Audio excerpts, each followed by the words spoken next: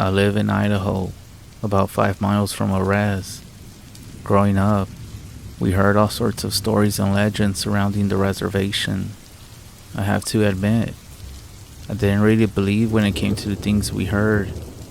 My best friend and I have always been drawn to the paranormal. Back when we were about 16 or 17, we decided we would go for drives on the REZ at night. I know one of the rules of the REZ is to never go out at night, but again, I didn't really believe in these things. So anyways, the area that we live in has a very close community, and our little town has just over 10,000 people. We basically have no crime, and everyone feels pretty safe. So driving around at night is no big deal. So we would go on these drives fairly often, with no experiences to note. But one day, we heard a story from someone at school about an abandoned schoolhouse on the other side of the REZ. Just passing the schoolhouse, there was a small bridge that went over a large farming canal. The story was if you drove to the bridge and turned your vehicle off, you could hear water babies. If you don't know what water babies are, there are many different stories and legends coming from Native American culture. I would advise you to go look them up. I mean, don't tell me you thought skinwalkers was the only paranormal thing around Native American culture. So anyways, we decided that was going to be our next driving destination. None of us had ever heard a water baby cry, so of course we were interested. That night, after dark, we jumped in my car and started driving out there. The closer we got to the schoolhouse, I did start to feel a little bit uneasy.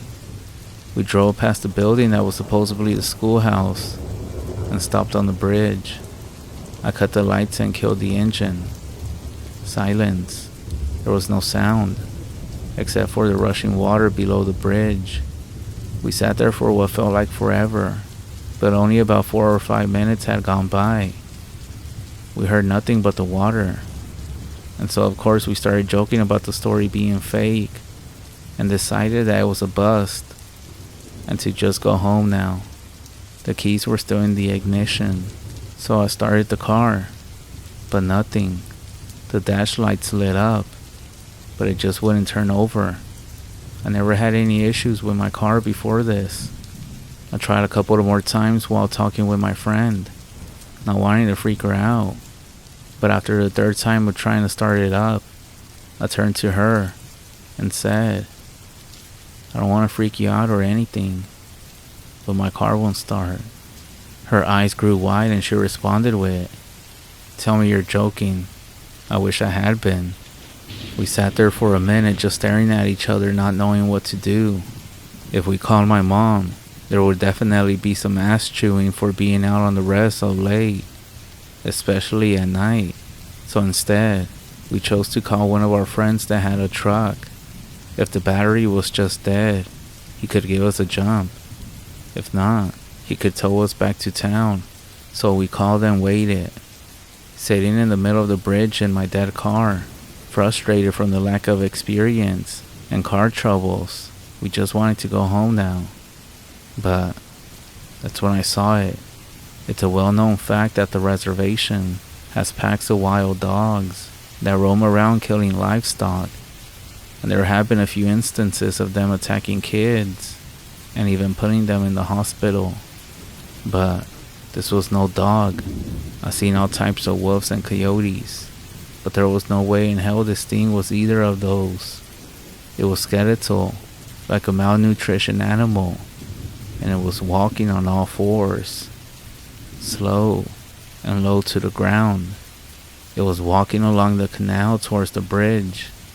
I smacked my friend, making her turn to look and see what I was staring at. We both stared in disbelief at this creature, slowly coming towards us. I honked the horn. At least that was still working.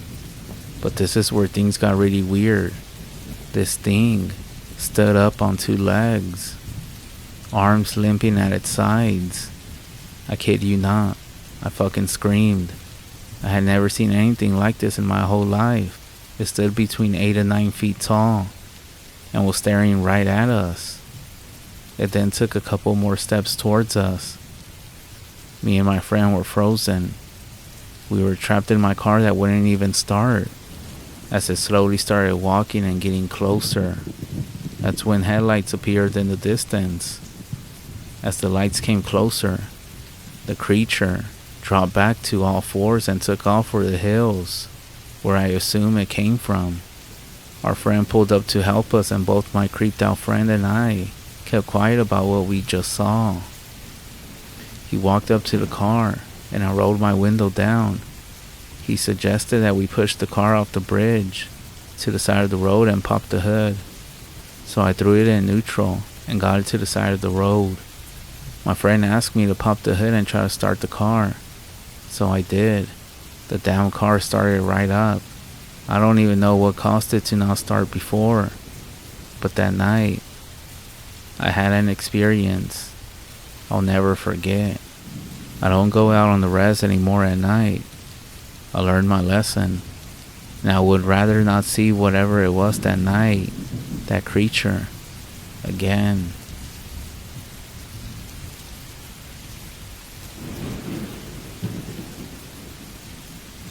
This happened in 2011, towards the end of October. And yes, it's technically an airsoft story, but it's definitely not what you're thinking. I play on a pretty good airsoft team, and we go to a few regionals and some national events just for fun. It's a good hobby. We don't think we're super elite Navy SEAL operators or anything like that, but we have been to military simulation games before. So I live in a mountain state in the western US, and there are lots of military bases out there. There's a camp in the border state that uses airsoft players to fill the opposing force role for special forces who come to train at the base. When the special force guys, the camp will contact local or regional airsoft teams that have a reputation for winning their tournaments to come out and be the opposing team for the special forces. It's just so that they can get in some training against people that they aren't familiar with, which is mostly CQB, close quarter battles, and also MOUT, military operations in urban terrain. They obviously do a lot more special training than this, but this is just what we're involved in. And these places are about tens of thousands of acres. The reason that I'm explaining all this is because usually mentioning that my hobby is airsoft gets me called names, but whatever. And I promise, the story does get interesting and weird, but I just wanted to explain the background. Anyways, I'll get to the point. Our team went out to the camp for 3 days of MOUT. We played the first and second day on a small MOUT site that they had actually set up. That night, we had just finished dinner when a special forces guy comes over and tells us that they got the call of a missing NG, National Guard, over the radio. We walk over and had a quick briefing with about 100 other guys. A few of them were airsofters and the rest being military. The commander of the camp told us that we were all being sent on a search and rescue to find the missing guardsman. His team was doing a landing exercise that day, and he hadn't reported in by 1800 hours, which is when the training was over. We got set up with National Guard radios, and all got the same channel with the military guys. We gathered what little survival gear that we brought. We grabbed plenty of flashlights with extra batteries. We put on heavy winter coats and caps with warm socks. The temperature was expected to drop to 8 degrees that night. After a 20-minute or so walk, we got to the lost guy's last location. Well, according to where he was supposed to be at. About a dozen guys were already there, and they told us to head up over a hill to our left, and then follow a ravine up north. Another 20 minutes went by, and we started heading up the ravine. Like I mentioned earlier, it was late October, so there were no leaves on the trees, except for pine needles, but obviously, those aren't leaves. We walked a few more minutes in the ravine, then hiked up a hill on a small dirt path, until we came to a crest on the ridge. It was too dark to see anything below us in front, and our flashlights weren't powerful enough to be used past about 150 feet, so we switched to our tack lights on our guns. I've been in the forest during the fall and winter months plenty of times, but this forest in front of us really creeped me out for some reason. All the trees were dead, but also very clustered, so it was difficult to see through them. On both sides, there were small cliffs with pines which blocked any moonlight and made the stand of trees that much darker. I could tell that a few other guys on our team were a little nervous too, but the fact that there were 7 of us total was some kind of consolation to this. The squad leader said that we were going to go through it because walking on the ridges would be too dangerous in the dark, so we walked about 50 yards down to the edge of the forest. At that point, we radioed back to command to let them know where we were and that we were heading into the forest. We also got on the main channel and let everyone else know too. Then, we slipped into the dense forest, single file, and kept on hiking. We kept in contact by repeating our names every minute or so. This was especially important to keep track of our last man and make sure that nobody got lost. So about 200 yards into this dense forest, we start hearing crackling and rustling noises. This was at our 11 o'clock. We start calling out the name of the missing guy, but we get no response. We radio everyone to let them know what was going on. At that point, we hung a couple of lights on the trees to mark our last position in case anyone else came through, and then we just continued. We had only gone about another mile when we started to hear very loud screaming coming from straight ahead. It was about 100 yards away. We all took a knee along either side of our path and stayed as quiet as possible. The screams then stopped, and after about 4 minutes of silence, we were almost ready to move on when suddenly the screaming started again. But this time, it was coming around from 10 o'clock. After a few seconds, our team leader turned around to say something, but the screaming started again. But this time, at our 2 o'clock. We all perked up at that point, and soon there were a few screams coming from everywhere from our 10 to our 2 o'clock. We figured that it had to be some kind of animal because there was no one else out there, and there was only one guy that was missing. So we kept advancing, and the screams still continued, still from the same directions as we kept moving ahead. After about 150 yards, we thought that we would be right in the center of whatever was screaming, but it was still coming from in front of us. The squad leader stopped, turned, and told us he heard running water up ahead. After a few more feet, we came to a small stream. We crossed carefully on some stones and then moved another 200 feet or so until we came to a sunken area in the forest where there was a 20-foot gap clearing between the trees. We stopped for a minute, got some rounds together, then decided to try to catch the animals off guard, but it wasn't getting louder or even more quiet, even though we kept moving. We all lined up and turned on the lights at the same time. We were aiming straight ahead. The screaming then stopped, out of nowhere. All I could see was the row of gray dead trees in front of us, and pure darkness right behind them. The hair on my arms was completely raised at that point, because whatever had been screaming now knew that we were there. Once we turned on the lights, we were about to shift positions and move into better cover when we heard an extremely loud roar come from our front. I heard bears, mountain lions, and other wilderness critters before, but this was like nothing that I had ever heard in my life. It definitely wasn't human, and it wasn't any recognizable animal. Some of the guys started to whisper, but soon stopped as this other noise came from behind us. And in a few seconds, what sounded like roars and screeches were coming from all around us. And suddenly, we heard one come from our 8 o'clock that sounded like it was only a few fucking feet away. It was at this point that our squad leader got up on one knee and said, "Everybody get up, we're moving right now," in an urgent, non-screwing around voice. We all stood up and quickly started sprinting towards our 1 o'clock, the opposite direction of the closest roar. I don't even remember how long we ran, only jumping over logs and trying not to get caught on the branches. I would shine my light to the left through the trees for a couple of seconds, and then switch back to the path to see where I was going. These screeches kept coming from both sides and seemed to close in on us. Lucky for me, I never saw anything with my light when I was running. I mean, I didn't want to see, but at the same time, it was almost worse not knowing what was chasing us. We finally reached the riverbank, and all of us literally leaped about 12 feet across, because that's how much the adrenaline was pumping through us. When we landed on the other side, we scrambled up a hill with some pines and hid behind the trees. Even though we were only a few feet from each other, we kept our lights scanning the tree line below us. My adrenaline was really going at that point, and my body felt like it was about 1/10 the weight that it actually was.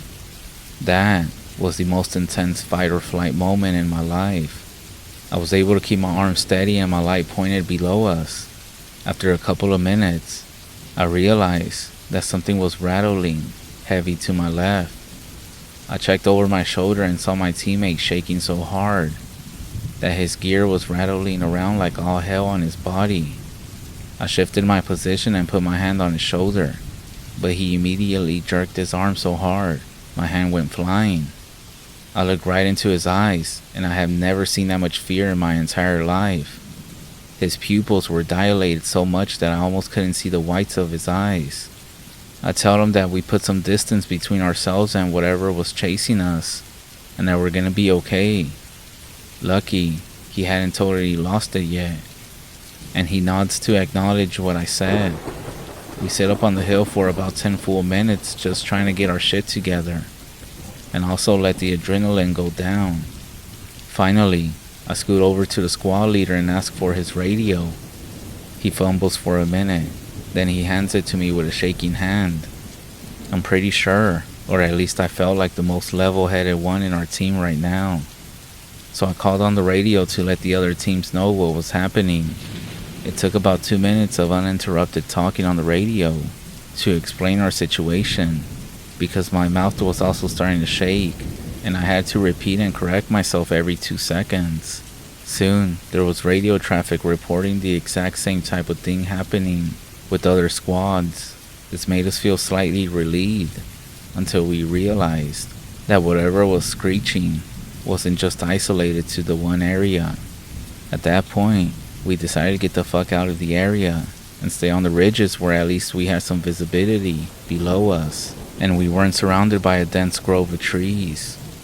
We walked about half a mile along the ridge. Then we had to drop down onto a dirt path because the hilltop was too steep to continue. After some more walking, we came to a small cluster of the same dead trees. Even though we were on the opposite side of the hill where we were chased, we were still on the edge though, and slowly approached the trees with our lights off and with no communication. When we were about 25 feet away, we saw some movement and froze in place. My adrenaline had kicked in again, and I thought, this is it. No more running. It's gonna get us right here, in the middle of nowhere, and no one, not my family, not my friends, will ever know what happened to me. Before I had the chance to swing my light up, 4 lights beamed in our direction. Search and rescue team. It took us a few seconds. The guys in the trees pointed their lights down and told us to come towards them. I thought my team was scared to death, but these 4 guys were as white as sheets. They asked if we heard the same noises and the screeching as well, and we replied yes. And then we also mentioned we had been chased a few minutes earlier. They said the exact same thing happened to them, only they had stayed in place and had been stalked, circled, until they heard us approaching a few hundred feet away. After we linked up with the 4 new guys, we got the fuck out of there and continued north, hoping to find some other squads just to at least increase our numbers and feel a little bit safer. After about 5 minutes into the walk, I heard a loud thump behind me, and everyone immediately turned around, expecting to see whatever had been screaming. We saw a man laying down on his stomach but still moving. We all thought he was attacked, but he got up onto his knees and started slapping his chest, indicating that he had the wind knocked out of him. All he did was point down to his right. As we looked closer, we saw a piece of rebar where his foot was, and there was some concrete right under it. We all got around him, and someone helped him up, and the 2 squad leaders decided to check the area to our 4 o'clock. We only fanned out a few feet, but within a few minutes, we had found a small clearing with large cement squares in the middle. There were some metal railings blocking off the center of the cement, and the middle line was bisecting the center of it all. That's when we realized that we are looking at a nuclear silo, placed out in the middle of fucking nowhere. A few of the guys started talking about how we could just take shelter inside the silo, but most of the others were quick to say no, and it's too dangerous and will waste time. Still, a few people found the entrance. It's basically like a manhole, and they pulled off the cover. We start going over a couple of guys at a time to check it out. When I go over there, I shine my light down through the hole and circled around to get a better angle. I can see there's a ladder that goes down quite a few ways, but it's not until I stepped up to the edge of the hole that I can see the ladder goes down about 50 feet into pitch blackness, and there are several levels below it too. I started to get chills just looking down there, but it made me feel very uneasy. It's very hard to explain. It almost felt like there was something down there, staring back at us from the darkness. I stepped away and sat down on the railing with a guy from our search team. I could see he was still shaking slightly, and I looked at his face, and I saw tears. He was crying a little bit too. He was only 16, one of the younger players on the team. I told him that it was going to be alright, and then I took a deep breath and let it out slowly. I told him to copy me. We then started breathing in unison for a couple of minutes, which definitely helped the both of us out. Because to be honest, and I hate to admit it, but I was starting to lose my shit as well. After we came to the conclusion that none of us were going to go down into the silo, a couple of guys yelled down inside just to be sure that somehow, for some reason, that the missing man wasn't in there. We all knew that he wasn't, but we wanted to reassure ourselves that we were doing our best to find him, since everything else was going to shit. I had almost forgot about our search mission, with everything else that was going on around us. It was only about a minute that passed until I heard the radio chatter again. This time, it was about calling off the search because of adverse conditions. The squad leader said that we needed to move 1.5 miles southeast to meet up with some Hummers that were gonna come get us. We collected all of our shit and got moving quickly. We moved in pairs and numbered off so we didn't lose anybody. Basically, we kept repeating our numbers up the line. 9 and 10 up, 11 up, 7 and 8 up, 5 and 6 up, and once we got to 1 and 2, we started to the back of the line again. Another couple of minutes, and the trees started getting way too close together again. So tight that we had to slow down and slip single file between the branches and trunks. Right after we had all squeezed through, that's when we heard a piercing, shrieking sound, which was immediately followed by the most blood-curdling roar we had heard yet. And it echoed 3 times in the dense forest, and that's when we went into serious panic mode. We flat out sprinted the rest of the distance, about 1 mile, while yelling out our individual numbers occasionally. There were 5 grown men, and out of the 11, the rest were all over 16. I didn't hear a single voice the whole time that didn't sound panicked and terrified. I could hear the urgency in everyone as we were running.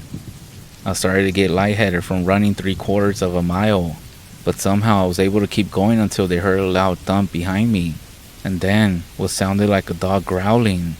I yelled for my running buddy to come back, then looked behind me and saw the last guy in line, number 11, slowly running over on the ground.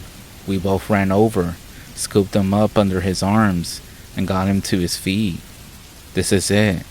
This was the moment that I looked up and caught something, a quick flash of whatever was following us. I can't describe what I saw. It was only a shadow in the trees about 100 feet away, but it looked so much larger than any animal that I had ever seen.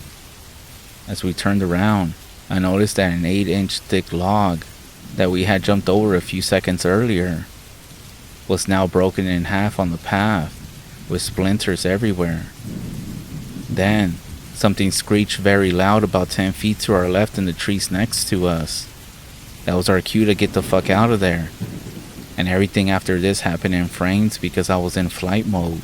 I remember seeing lights in the distance pointing at us. The whole time he kept saying, "I don't want to be the last one in. Let me get in first. Please, let me get in first. Don't leave me behind. I don't want to be last." I never heard that much panic in anyone's voice before, or since then. As we got close to the Hummer, I looked up and saw the gunner, who had swung around the 50 caliber in our direction, and saw fear in his eyes too. And he wasn't even one of the guys on our team. He was a guardsman fully trained, and a grown man at that.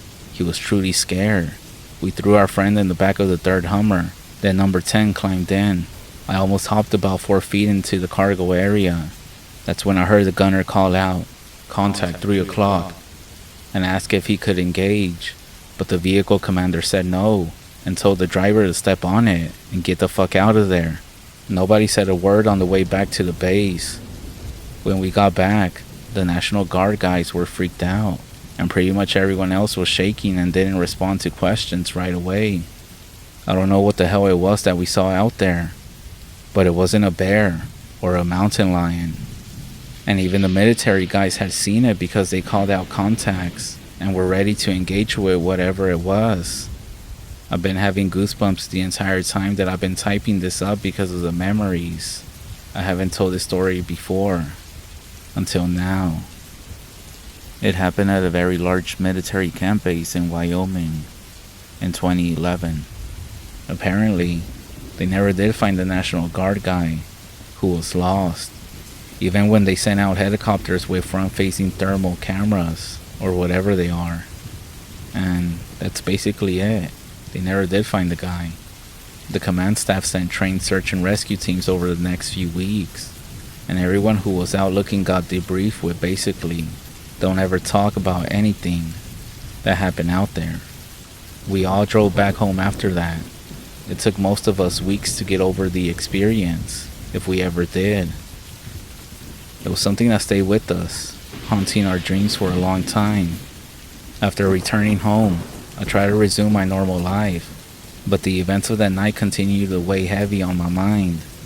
I found it very difficult to sleep, plagued by nightmares of being pursued through the dark woods by something.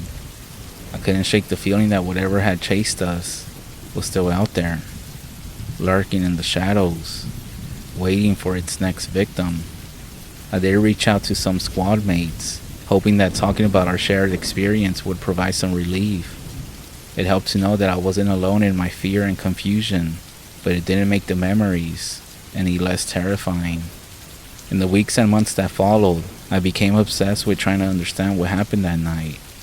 I searched the internet for any information that might shed some light on what we possibly came across, but I found nothing but conspiracy theories.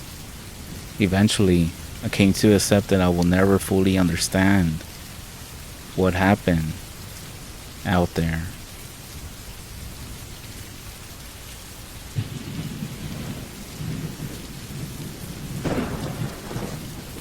So before I start this story, I would like to say that the Black Hills is sacred land. It's a deeply spiritual place. As a Native American, I was told by my relatives and grandparents that the mountains were sacred places and that spirits dwell within them. Back in the early days, our ancestors would ask for permission and safe passage before traveling through them. On the Siksika First Nation here in Canada, in the center of the reservation sits a patch of land that's been sacred to the Blackfoot for hundreds of years. They call it the Sandhills. My wife once joined her father, a medicine man, to collect these pine berries that grow on the ground. I forgot the exact plant name. For beading purposes. She had trouble finding some and told her dad. Her dad looked at her with a confused look and said, "Well, did you ask him if you could take them?" Realizing her mistake, she bowed her head and asked. She then went down to look again, and of course, found an abundance of these berries. It's believed that these people, the tobacco people, live in the Sandhills. tiny people, and when you take something from the sandhills, you have to leave tobacco behind as an offering. So my wife's late uncle once told me a story before the REZ had street lights, that they would often have to walk from one community to the other to attend gatherings such as dances. They would have to walk on this long stretch of gravel to get to the other community, and to the west of this road were the sandhills, and they would see silhouettes dancing in the sandhills. So I went on a camping trip and ended up camping in the Black Hills National Forest in South Dakota. Besides the warning of bad weather and a general uneasy feeling going in, I assumed I was just anxious from driving all day and the fact that I haven't tent camped without a group in years. I know about the outdoors and I trust in myself, but I'm extremely respectful to the land, especially the forest, as I'm normally picking up garbage and disposing of waste whenever I found it. Me and my wife finally arrived to the site. It's last minute and we decided to camp not too far off a dirt road in a designated camping spot with a tent and blankets in my truck. We set up the tent and watched the sunset before falling asleep in the tent. I have the feeling to leave my firearm locked up in my truck for some reason, and I decided to listen to my gut. This time, we crawled into bed and drifted off to the sound of rain in the forest. I knew it was the anniversary of the Deadwood flood, but I don't pay too much mind to it. I'm having a little bit of trouble falling deeply asleep, as I'm just listening to the noises all around the tent. I'm not sure how it happened, but I guess I fell asleep, because I woke up to the sound of the tent zipper being opened. I'm not sure what time it was, but I sat straight up, and that's when I saw a face of pure black staring at me in the darkness with a massive grin on its face. All I can make out is eyes and a smile. I'm frozen in fear and blink a couple of times to find it gone. My wife, who was laying next to me, is asking me if I'm okay, and I just say it was a nightmare, but I was okay and not to worry about me and to go back to bed. She falls back asleep, and I just lay there, frozen in shock for a few hours. I had crazy dreams before, but nothing like this. It was too real, and it was too vivid to be a dream. This is actually the first time my wife goes camping, so I decided not to tell her in fear of scaring her away from something we both discover and we enjoy. I did teach my wife to leave everything better than how you found it, in this case before we arrived, and to be respectful and responsible of nature itself. So anyways, I haven't paid much mind to it until tonight, after talking about it with my roommate. I'm taking this experience more as a warning than an actual threat. I had spiritual encounters a few times in my life, all of which are very positive, and they guide me, but this was different. This pure black face that was poking its head inside a tent didn't speak a single word, and I was actually scared for the first time. We did end up leaving in a hurry with the excuse of getting on the road. I'm still very scared. I'm mostly seeking guidance about this situation with family members and to get opinions on what this could be. I'm not sure what it was, but I will let you all know.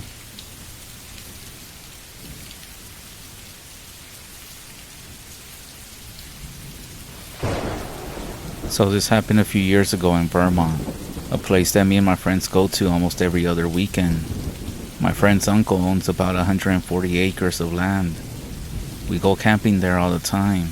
We used to go with him, but now that we're a little bit older, it's just been us for quite a long time. One of the times we actually have a group of friends go. It's unusual because they're not really into camping or doing stuff in the woods, but it was still pretty cool to chill with them all out there.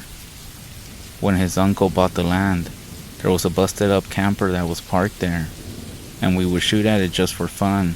It was actually pretty useful though, because me and my friends who would go up a lot would cut up some extra firewood and just leave it in the trailer, so we would have some dry wood for winter trips. The first night was great. It was super fun. I passed out not long after we got there, since we got everything set up around 1 a.m. and settled in around then. The next morning, we do our hikes and stuff, and we're just loving life. Then we get back, and I'm just getting the fire going when I hear, "Guys, what the fuck?" We rush over, and in the camper right in the doorway is a cow's head. It couldn't have been more than a few days old, barely if at all decomposed. There are farms everywhere in Vermont, but the nearest farm from us was easily a 30-minute drive. We are far in the woods here, so we grab our guns and just start to patrol the area a bit. Only me and my main friend have any guns. Everyone is dead silent for a long time. We're all just listening. I convince everyone that however it got there, the person was gone. There was no body, just a head. Me and my friend go for a walk down this usual pathway, and we follow it for about 5 miles.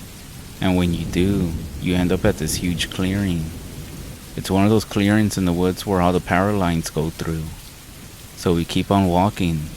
About 15 minutes later down the path, a path that again we know very well by now, we see this big ass tree, and there are stones planted in the ground like steps.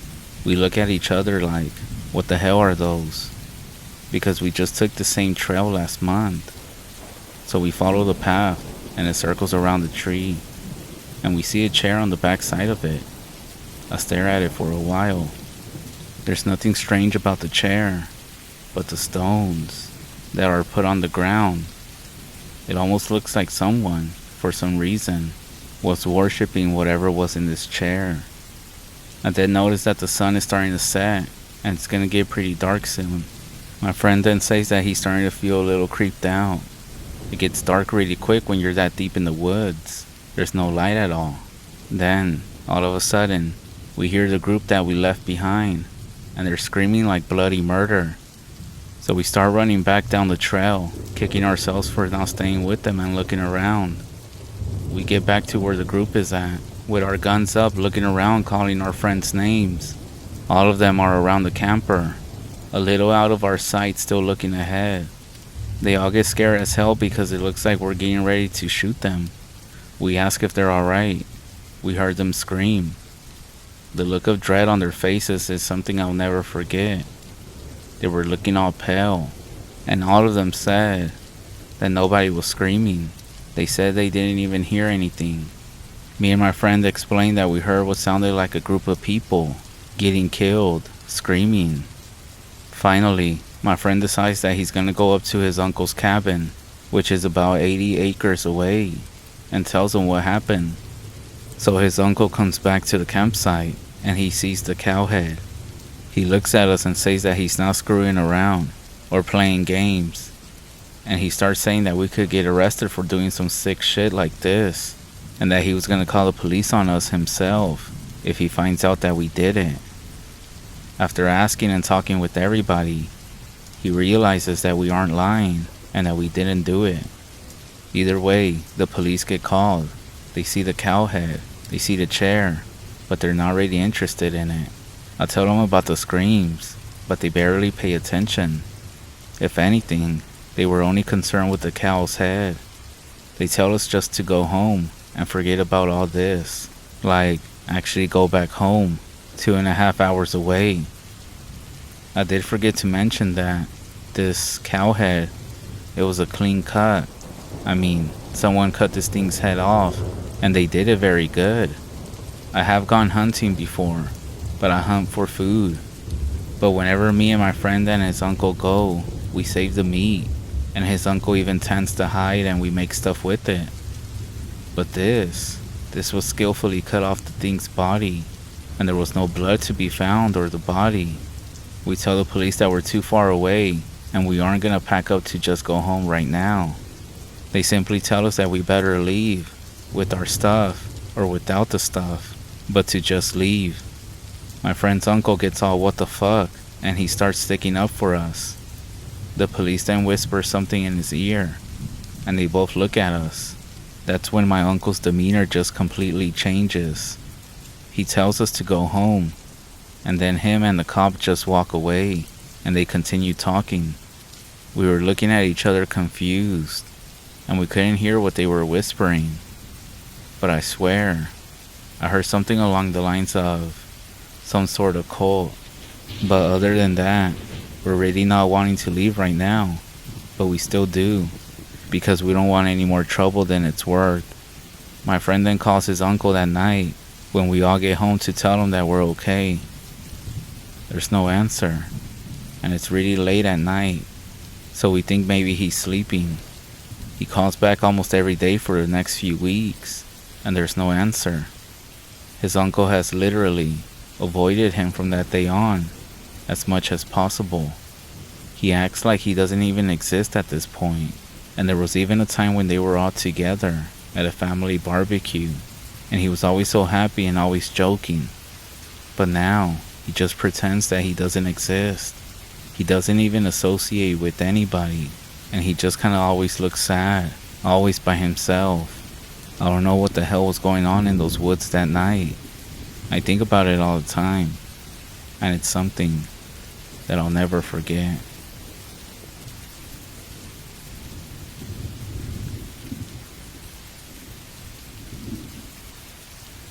This is a true story. I'll return to the spot at some point this summer and take some photos to add for reference. I've been sitting with the story for many years now, and it's not that exciting and scary as most of the stories that you might listen to, but it is creepy and eerie, and I wanted to see if anyone could give me an idea of what possibly happened. So my family, well actually my aunt, has owned a large piece of land, over 100 acres, in Connecticut for many years now. Her property is located in a state park that is mostly uninhabited and only visited by backpackers. Her land is well off of any main roads, and we have to drive through a lot of forest to reach her house. She bought the land and remodeled the old house that was already built on it so that it was more livable. And going up to visit her has always been my favorite thing to do.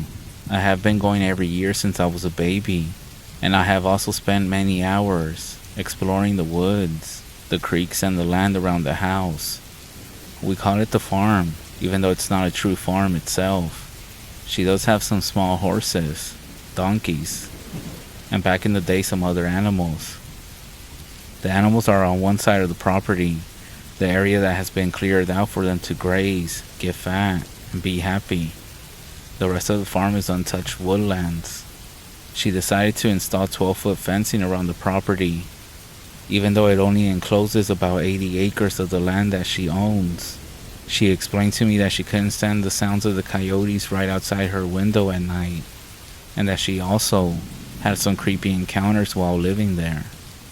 She didn't go into the details of these at that time, since I was a young child. She does live alone, so I understand why she wanted to feel a semblance of security in those deep woods. We are originally from down south, so being in this type of environment was new to all of us. Anyways, despite being unfamiliar with the land, I eventually learned to navigate the area very well as a kid. I had a few favorite spots, and one was up a small foothill in the deepest part of the woods. I would go up so often that eventually a small path was established in the brush, and I would bring my cousins with me to show them my little hiding spot. In 2008, when I was about 10 years old, I took a summer trip to my aunt's and brought my best friend Alex with me.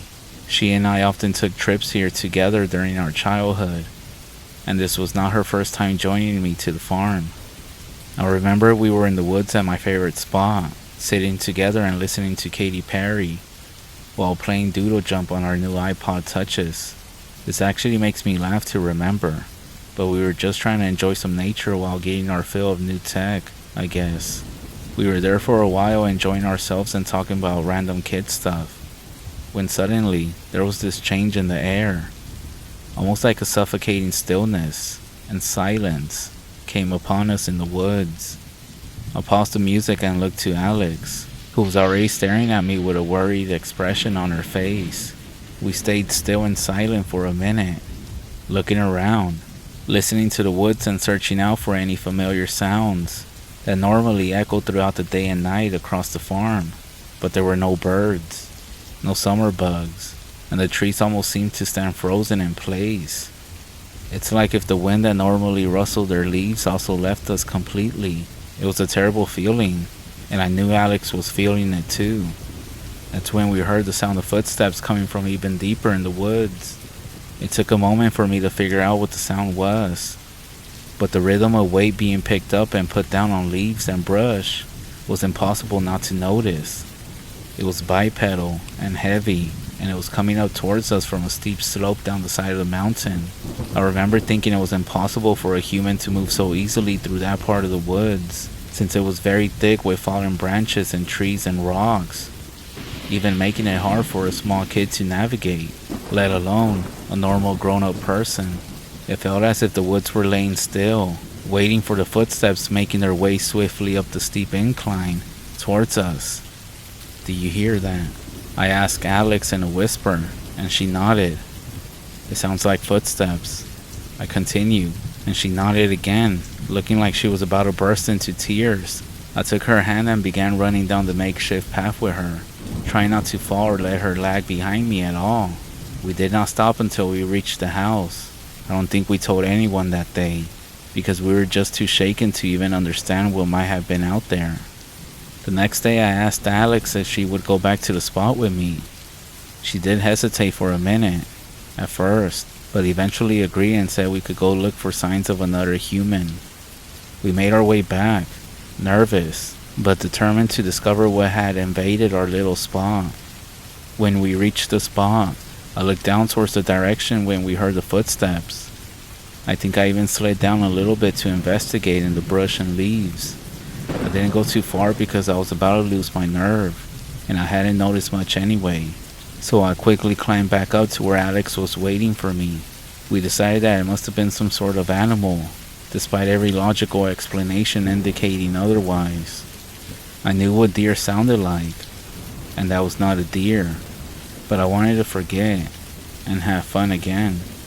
We took our iPods out and began the same ritual of relaxing and playing games while chatting about nonsense. It seemed like things were back in their natural state again, so we quickly forgot about the terrifying experience and let our naive childlike wonder take over. After a little while, that's when the stillness returned, and it happened so quickly. This time, the footsteps started. Immediately, they were loud and coming from a different direction. The best way I can explain the location is that it was in a similar spot to the day before, but somewhat more to the right, where the forest was very dark, and the incline to reach us was less steep. I didn't want to wait too long to run, but it was long enough to realize that the sound was faster, closer, and definitely not a fucking deer or a bear. I didn't look into the woods too closely because I wanted to get the fuck out of there, and was even too scared to see whatever it was. I knew it was close enough that it would be upon us at any moment if we didn't start running, so without saying anything, Alex and I took off and ran as fast as possible out of those woods. It's not a super exciting story, but that's my first creepy experience in the woods. I have since had more, as I'm now a backpacker and love the outdoors, but the experiences back in that farm have always been the most bizarre. If anyone has any ideas about what the fuck this was, please let me know. I think about it every time I go into any woods.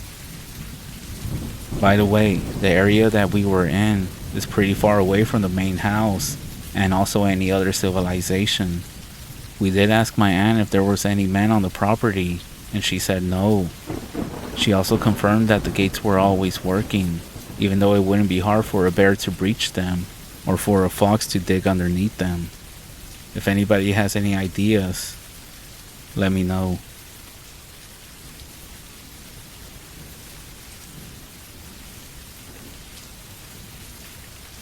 After what happened to me all those years ago, the one place in the whole world that still rattles my body and sends chills up my spine happens to be my grandmother's farm.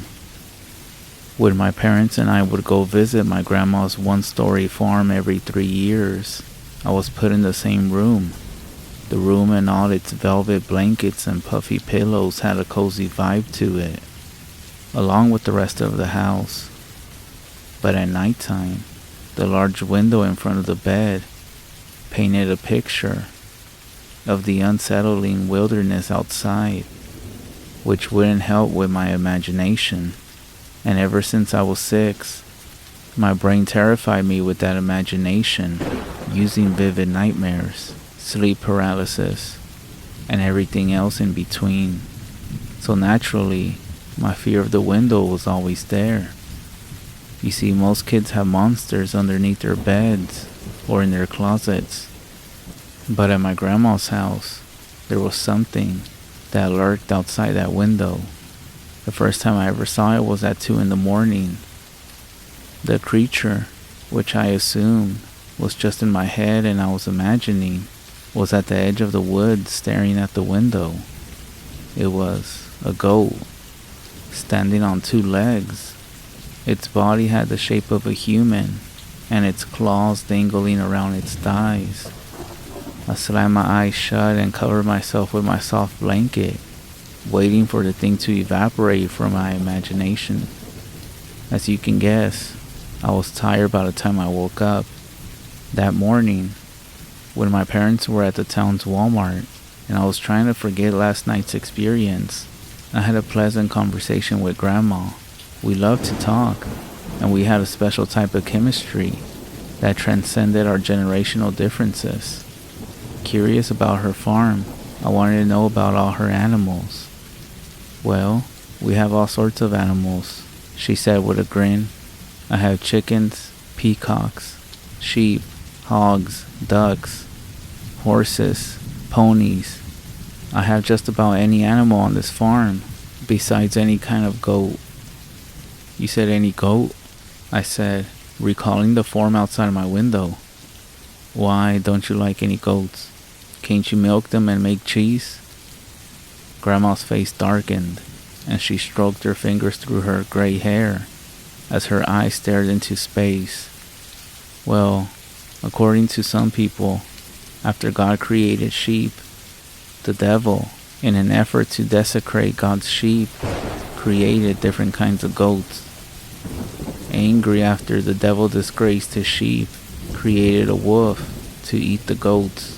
In a massive tantrum of rage, the devil bit the tails of the goats, marking them as an unholy animal. Then, with a quizzical and hard to decipher face, she said, "I thought you would have seen it by now. Haven't you?"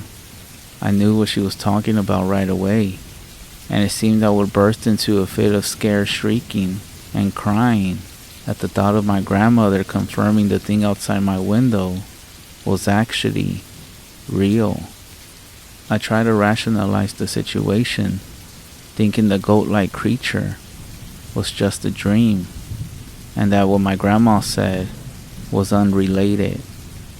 But at the sight of my distress, my grandmother destroyed that idea with the opening of her mouth. "It won't hurt you if you stay inside at night, so there's nothing to worry about." It was supposed to be a comforting statement, but her actually confirming this made it worse. Grandma pretended to forget the conversation, never speaking of it for the rest of the trip. When the night came, I decided to sleep in my parents' bedroom, where the bed faced away from the window, but I swear I heard a glassy tapping from behind me. Lucky for us, my parents and I left the farm the next day, leaving behind the forest and fields of Maryland. But 3 years after this initial incident, after blocking the creature from my memory, I saw it a second time at 11 o'clock at night. I was half asleep on Grandma's couch to the sound of the TV when a reporter shouting, "Breaking news." My eyes initially darting around the room and my brain adjusting to consciousness. I was in shock as I saw the creature hunched over in front of the living room window. The half goat sprang from the window and ran into the distance on its 2 legs. I slapped myself. Snap out of it, snap out of it. but nothing could stop the memories of the creature and what Grandma had said about it. I paced around the room with adrenaline flooding my body, wanting to flee, but not knowing where to go. With a few sleeping pills, however, I willed myself to sleep with the living room curtains drawn. The morning after, I found a note on the kitchen table. My parents were shopping, and Grandma was at a doctor's appointment. I was alone in the house, and me wanting to find out what was going on, I plugged in my grandmother's outdated Macintosh for a bit of research. Half goat, half man, I typed, which brought up a Wikipedia page on different kinds of cryptids. Not exactly what I was looking for. Goat creature in Maryland, I corrected. And as soon as I hit search, Google presented me with another Wikipedia page. This one on a creature known as the Goatman of Maryland. This was exactly what I was looking for. The Goatman of Maryland is a legendary half-goat, half-human creature that has the head and the hind of a goat and the body of a human. The rest of the page went on to explain how the locals suspect the Goatman is either a failed gene-mixing science experiment or a demonic spawn of the devil, as Grandma had said. For the rest of the week, I saw it every single night. Whenever I was trying to fall asleep in my room, it would be staggering around the clearing outside my window. If I was watching TV late at night, the Goatman would be gazing at the screen from the living room window. And on the last day, when I was feeding Grandma's peacocks in the evening, she came to bring me inside after she saw it approaching the farm. By the end of the second visit, seeing the Goatman was something normal. And with the occasional reminder from Grandma, I respected it and its personal space. 3 years later, however, my third visit to Grandma's ranch showed me what happened when you didn't honor the Goatman's boundaries. On the local news, there was one headline stirring up the rustic community: 10 professional boar hunters killed in animal attack. My parents thought it was horrible, but Grandma and I shot each other looks of shared knowledge. The next morning, the paper arrived at the farm, where the hunting tragedy made the front page. The night before, police found 10 hunters mutilated to death by a wild animal.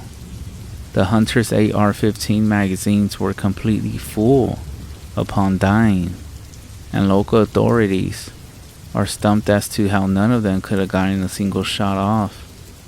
My parents, who had no knowledge of the Goatman, had no idea what caused the attack, and were as ignorant as the rest of the investigators. So I had to ask Grandma why my parents hadn't seen it yet. Well, she said, the creature only appears to those he finds interesting. You have to understand it can change its views on people. I have these scars from when I was a little girl, but after it got used to me, it stopped. My parents, who were your great-grandparents, were demoted to the low end of the thing's opinions. Their passing and my survival go-to show how unpredictable it can be. I was shaking, even more freaked out by that. The thing had attacked Grandma when she was young, and it seemed like the Goatman could change its opinion of me in the blink of an eye. It almost seemed like I had developed something with the creature during my last visit by seeing it all the time and watching TV with it. And not once did I ever go outside at night when it was in charge of the farm.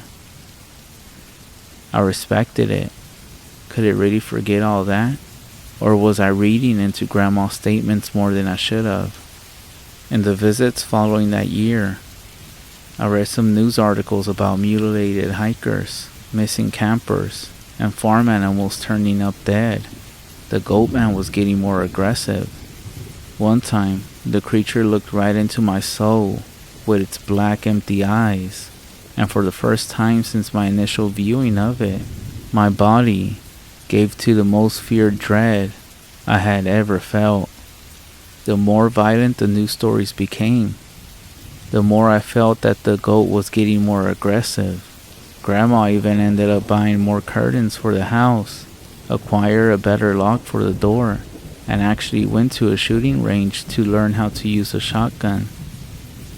It came to the point where I was trying to make peace with the creature by leaving pig food in the field for it to eat, but instead, it snatched one of the hogs from the pig pen and ran into the woods. On the last day of the visit, I woke up to the sound of ear-splitting banging on the front door.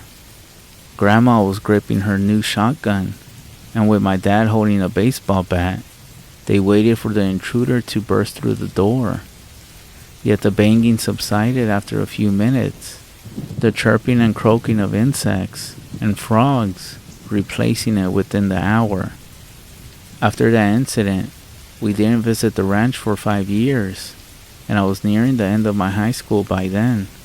My parents actually encouraged Grandma to move out of the house in light of people in her town being discovered murdered in their own homes.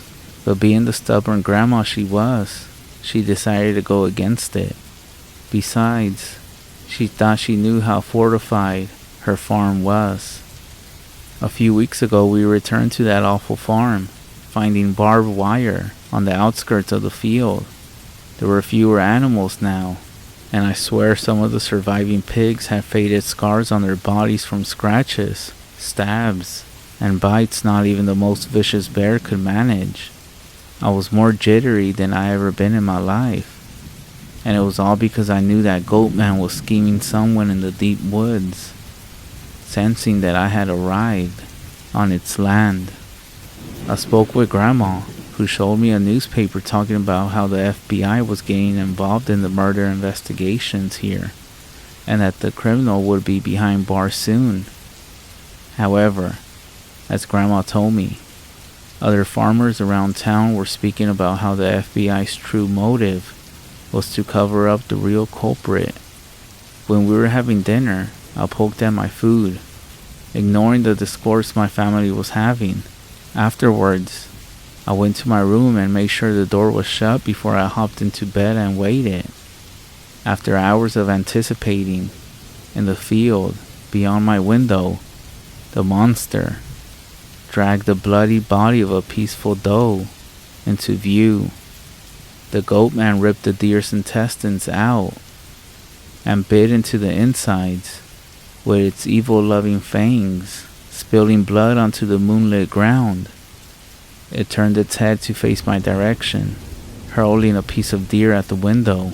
I jerked as blood splattered against the pane like a sheet of rain, startling me to full awareness. Me rushing from my bed to get a closer look at the field, I saw the goatman had left behind the body of a deer. It was mocking me, and I was sure of it. I settled back into bed with the blood sliding down the window, wrapping myself in my blanket as if it was armor, and getting ready for whatever might happen next. I have no idea how, but I drifted asleep with a piece of the creature's latest meal stuck to my window. That was when I had the worst nightmare any human mind could produce. It was a once-in-a-lifetime dream of horror, where the creature had crept into my room and was slicing chunks of muscle from my limbs and carving blocks of flesh out of my torso with its claws, choking me with its horns. The pain was real, and I smelled the rotten stench of the creature's dirt-matted fur. It was as if my mind was nagging at me and screaming at the top of its lungs for me to wake up. So I did. Soaked in sweat, I sent my eyes flying open, gasping like I was on the edge of dying. As I scrambled to see any sign of the goatman's presence outside, I panicked upon seeing several inconsistencies with how the room was when I went to sleep. Now, the door was wide open, and something had smeared deer blood on the inside of the window. and that's when the tapping reached my ears. Not from the window, but from my bed frame. Two furry hands slumped over the frame, claws dripping blood onto the sheets. I froze, the form getting to its feet and tilting its head as it examined me. Too weak to fight and too shocked to run, I waited to die. But to my surprise, instead of slashing my belly, the goat man spoke. "You be not ripe," it said before crouching on all fours and scurrying and walking out of the house. When the police arrived, they found the lifeless body of Grandma, who had died of a heart attack. After that, the FBI showed up, erasing all evidence of forced entry and the strange deer blood being inside the house. With me sobbing and my parents crying, Dad decided to get us a hotel, and I actually rejoiced at the fact that our room was on the 3rd floor. I shed a few tears and had a good rest, the thought of what the creature had said sipping through my mind. That was 2 weeks ago, and until now, I believe I would never have to see that farm for the rest of my life. But as it turns out, my grandmother had left the farm to me. Not only that, she clearly stated in her will that I should also inherit her shotgun. I don't want to go back there, but because she died, I feel a weight of guilt dragging me down. My heart desires for me to follow her last wishes, and they involve going back to Maryland with her gun. But first, I'm gonna try to get a priest to bless the farm, or an old American native elder to perform a smudging ritual. Even though I'm skeptical about those ideas working, I don't know when I'll have an update. I just know it has to be soon, or else.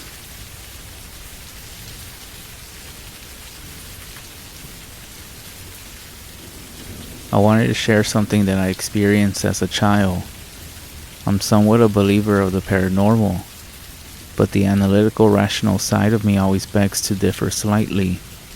This story is also very true. My grandmother isn't one to play around, especially about something like this. I'm not sure if you all will believe me, but I do want to say that this absolutely scared the crap out of me, and still actually does. So I thought I would share. I apologize in advance if I don't format my story correctly, or isn't as eloquent as other stories. I was about 10 or 11 years old at the time of this story. My mom wasn't home.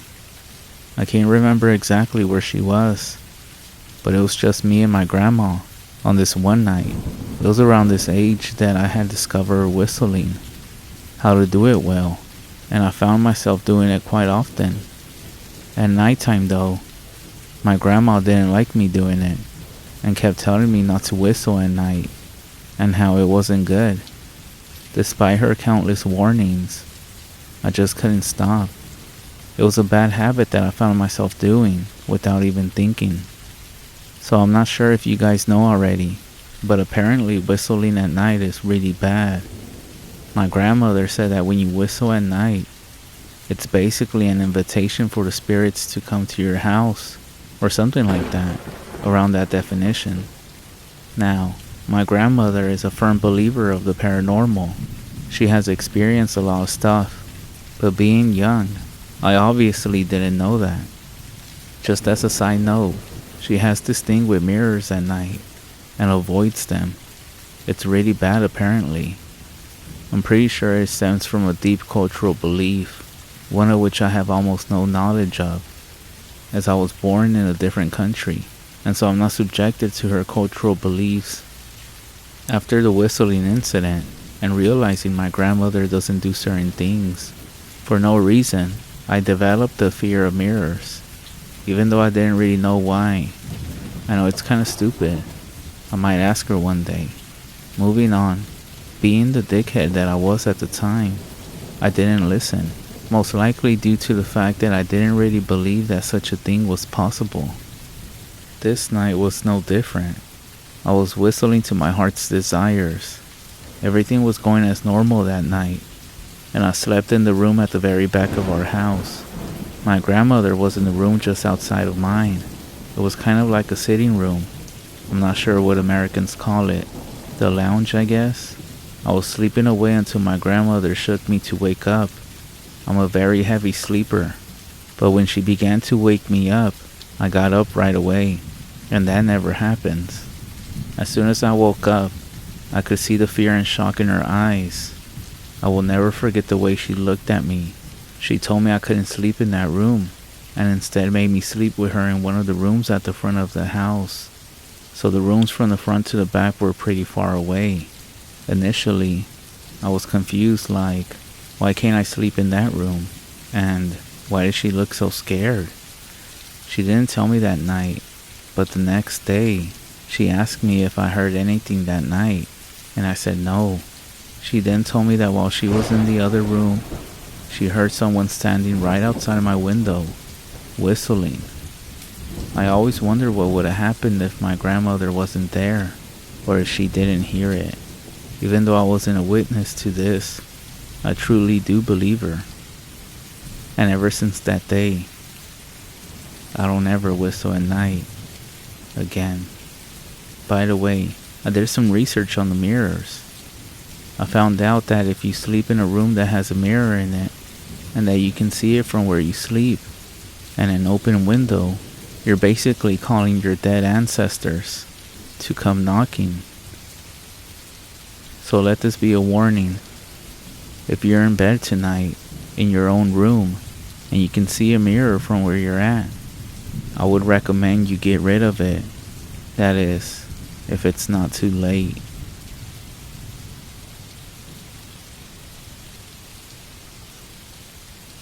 Hi everyone. This story comes from one of my friends who used to be a ranger at the national park I work at, and not from my personal experience. I asked him to tell me his scariest experience at the job, and it just so happened to be his last. I'll tell it from the first person view. My normal shifts were during the day, 9 to 5 like most people. But on that day, we were shorthanded on the night shift, because the last person who worked during those hours had just quit. Lately, we had a whole lot of people quitting the night shift, so that meant that I had to cover. Strange enough, I never had to work the graveyard shift before then, and I was actually excited for it.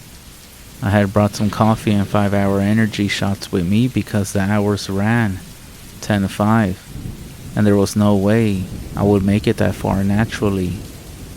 I got to my tower right before 10 o'clock, when it was already pitch black, and the cold July night had fully set in.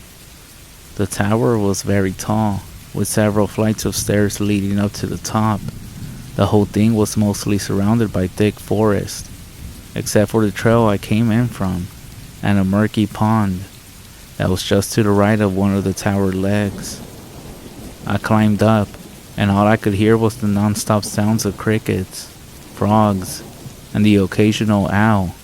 When I hit the top, I fumbled with my keys until I finally found the right one, and walked right on in. The one room was small and square-shaped.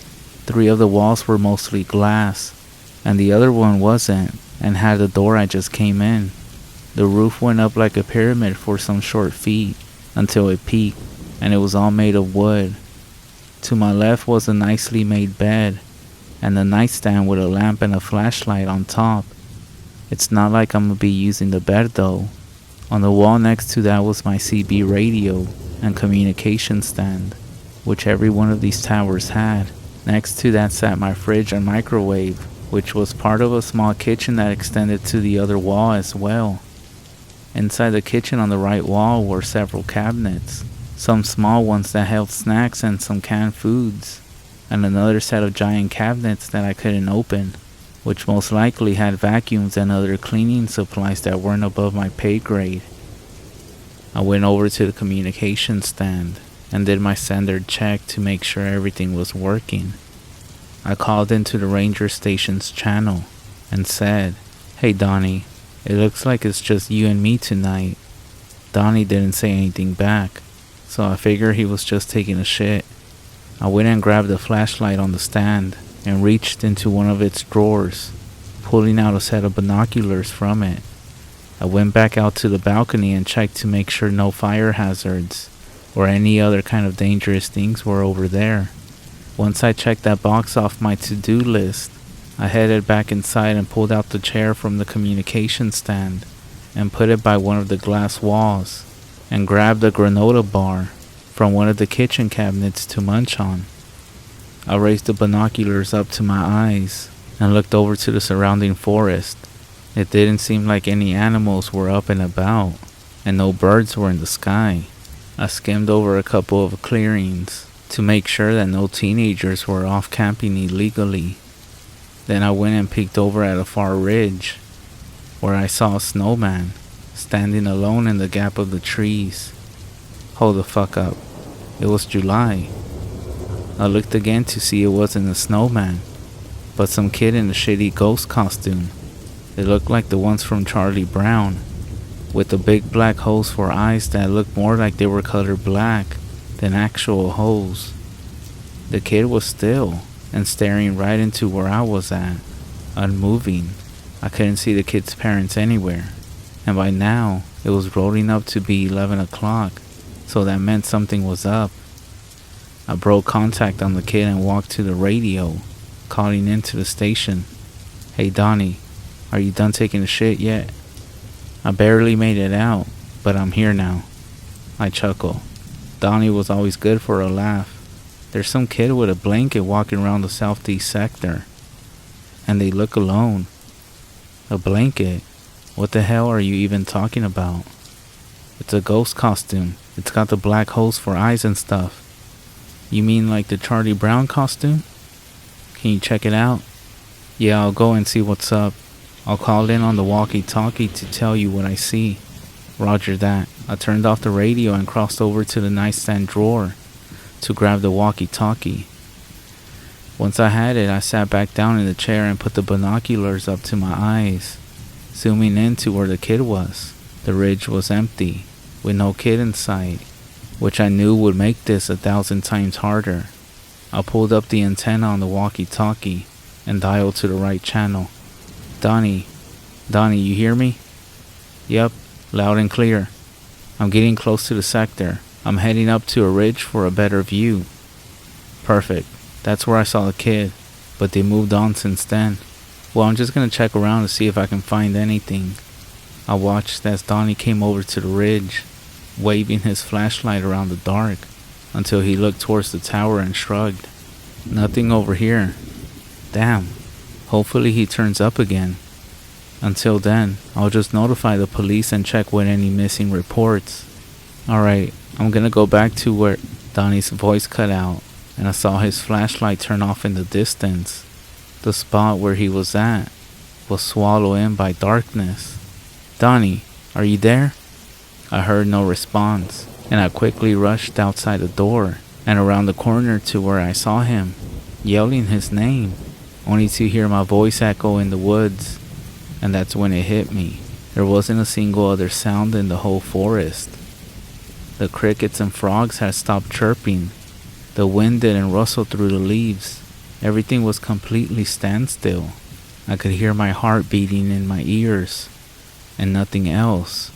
I moved my flashlight around the woods, attempting to find them. I got into that state of mind where I got so scared my throat closed up, and if I moved, I felt like something very bad was gonna happen. I had to do something. I turned around, and as I did, I glanced at the stairs below me. At the bottom of the stairs stood a skinny, horrible, angled woman.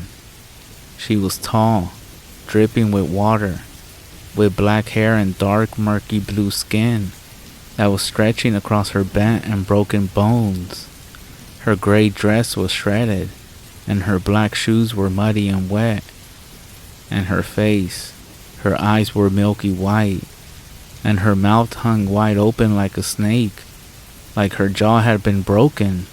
She let out a blood-curdling and ear-piercing scream of agony and began to shuffle up the stairs so fucking fast that I snapped out of my fear lock and I ran the fuck back inside, slamming and locking the door behind me.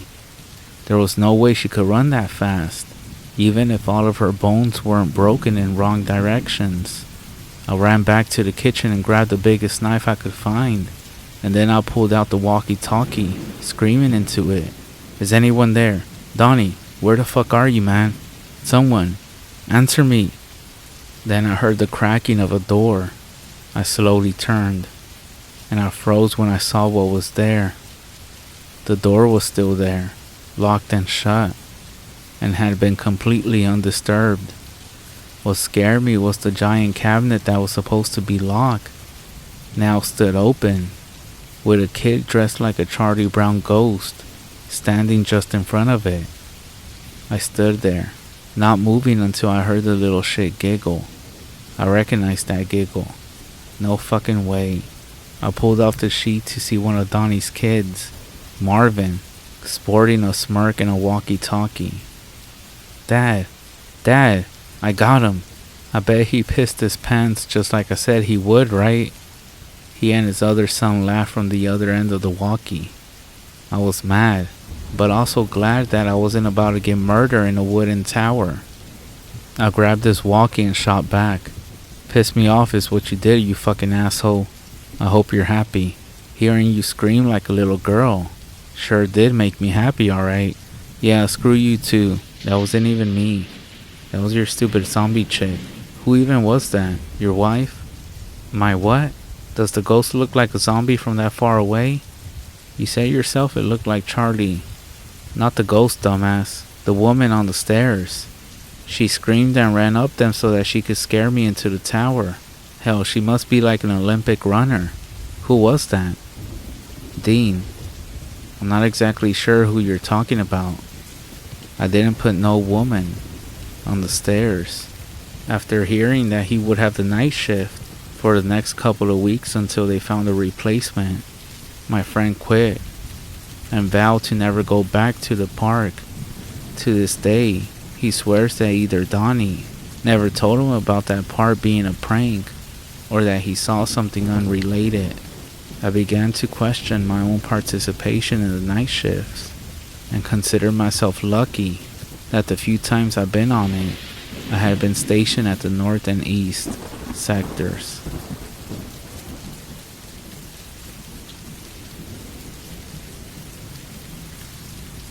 This story was told to me by one of my good friends who has Navajo background on her father's side. It happened several years ago when she was spending the last 2 weeks of summer visiting relatives on a reservation in New Mexico, and is by far one of the creepiest things I ever heard. My friend Jessie was 12 at the time and playing outside with her cousins. They were tossing a frisbee around, and one of the younger kids threw it too hard. It flew over the fence and was swallowed up by a small grove of oak trees. Jessie, being the eldest, went to retrieve it, leaving her 11-year-old cousin Ellie in charge until she got back. The sun was setting, lighting up the sky in brilliant shades of orange as Jessie made her way over to the grove. After some poking around, she found the frisbee caught in one of the tree's branches. As she climbed, she began to sing an old Navajo song, but stopped singing when her body suddenly went cold. That's exactly how Jessie described it to me. Cold, as if she'd been dunked in ice water. You know that annoying scary story cliche of feeling like you're being watched? Well, it's only cliche because it's true. Jessie could feel a pair of eyes following her, even when she looked around her and saw nothing. Seriously creeped out, she grabbed the frisbee and ran back to her grandmother's house, just in time to see the old woman step into the porch and call for the kids to come inside. However, the true horror didn't start until several hours later. Jessie, her cousin Ellie, and Ellie's little sister Clara were asleep in their grandmother's guest room when Jessie woke up to the strangest sound she had ever heard. She described it to me as a cross between radio static and the noise an old movie reel makes. At first, it sounded distant, but after a minute or two, Jessie realized it was getting closer. Beside her, Ellie rolled over and said, "What is that?"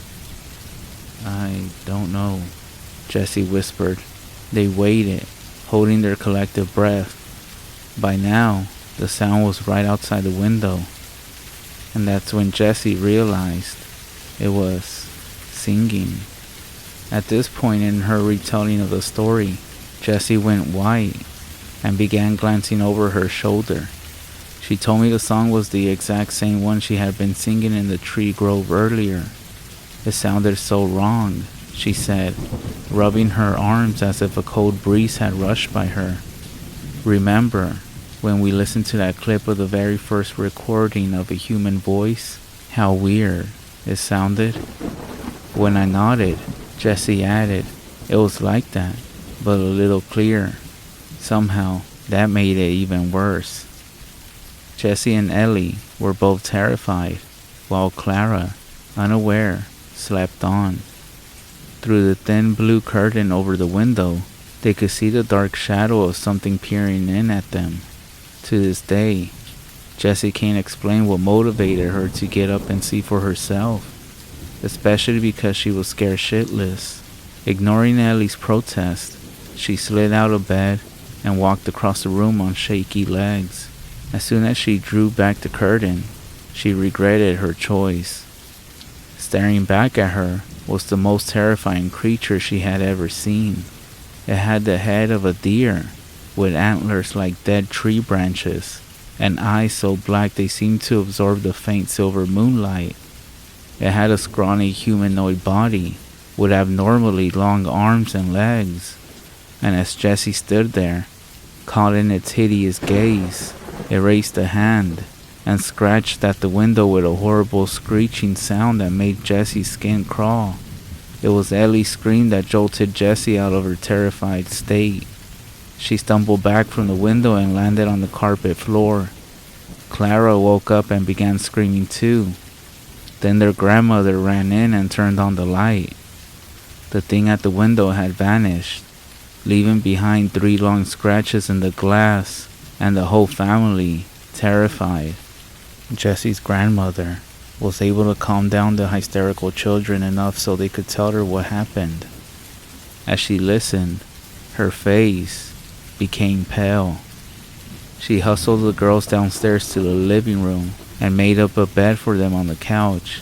She then sat by them all night, and whenever one of them asked her what was going on, the old woman simply shook her head.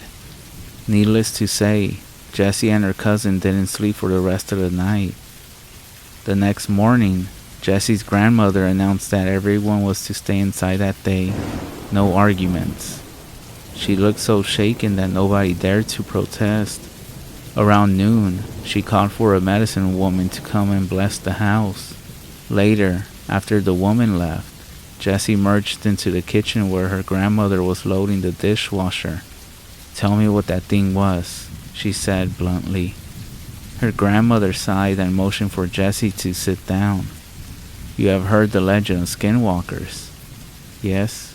Jessie frowned and nodded, vaguely recalling the story. "So that was a skinwalker?" Her grandmother nodded. "Yes."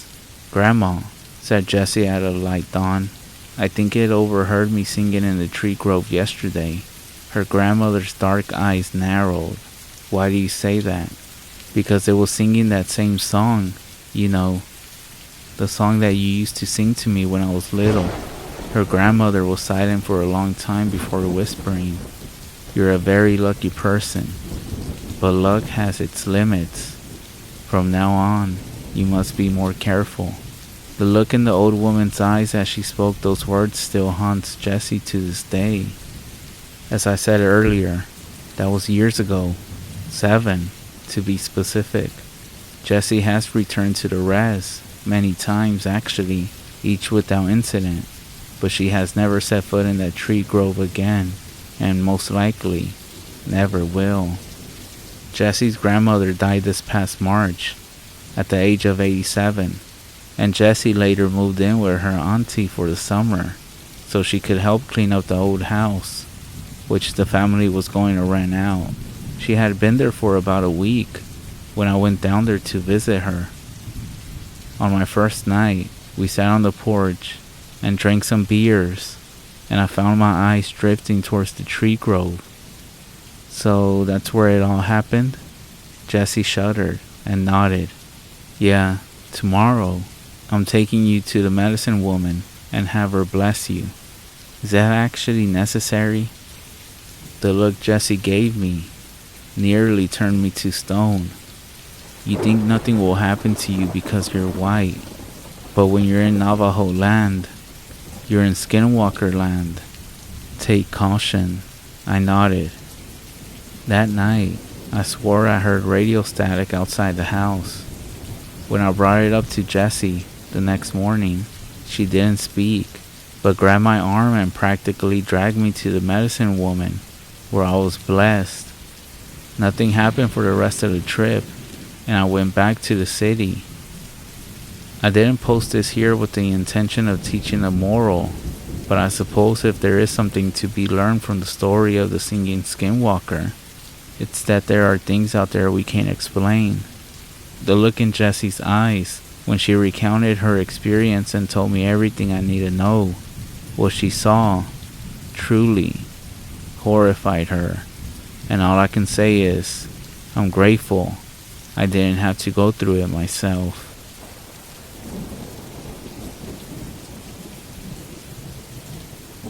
Our annual camping trip was always a perfect time to get away from the daily busyness of life. A way to reconnect with nature and each other. It's something we had been doing since we had gotten out of high school. Every summer, my friends and I would choose a different, often remote location to explore and go camping. And so this summer, the 6 of us, Sarah, Mike, Jennifer, Luke, Emily, and I decided to go further up north in Utah, into the Wasatch Cache National Forest. When the day finally arrived, we met at dawn.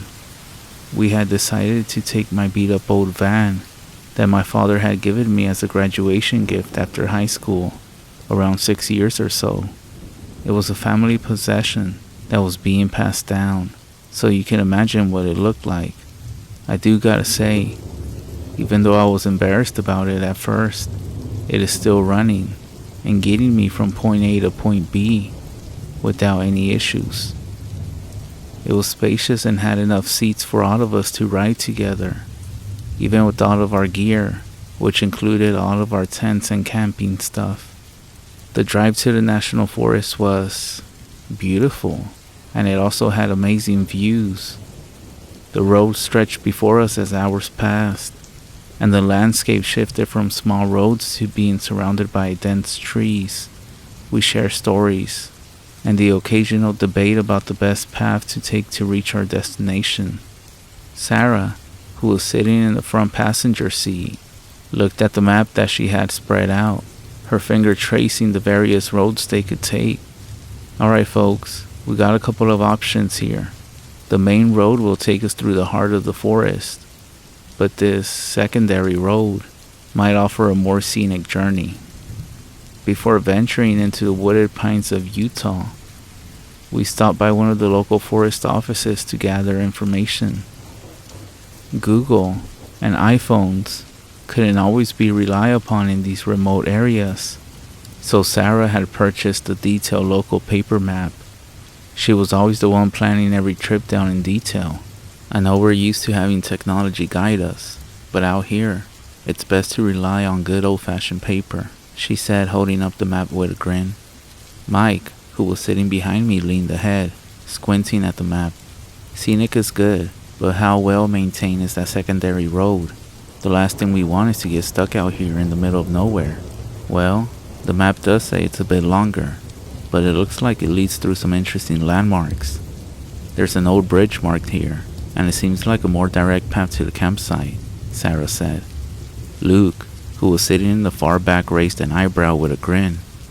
An old bridge, huh? Are we talking wooden planks, or Indiana Jones style adventure? Jennifer laughed. Let's hope it's somewhere in between. I'm all for adventure, but I'd rather not end up in a river. Leo, as the driver, what do you think? Sarah asked me. Well, seeing that we still have sunlight on our side, I say we take the scenic road. I mean, what's the rush, right? I vote for the old bridge. I'm gonna say the old bridge as well. Why don't we take a vote? Emily said. Everyone raised their hand except Mike. Sorry, Mike. Maybe next time you'll win, Sarah said. A decision had been reached. The secondary road, with its promise of scenic beauty. I veered onto the road, the wilderness and trees closing in. The path was narrow, flanked by dense woods that only gave way to small rays of the sunlight.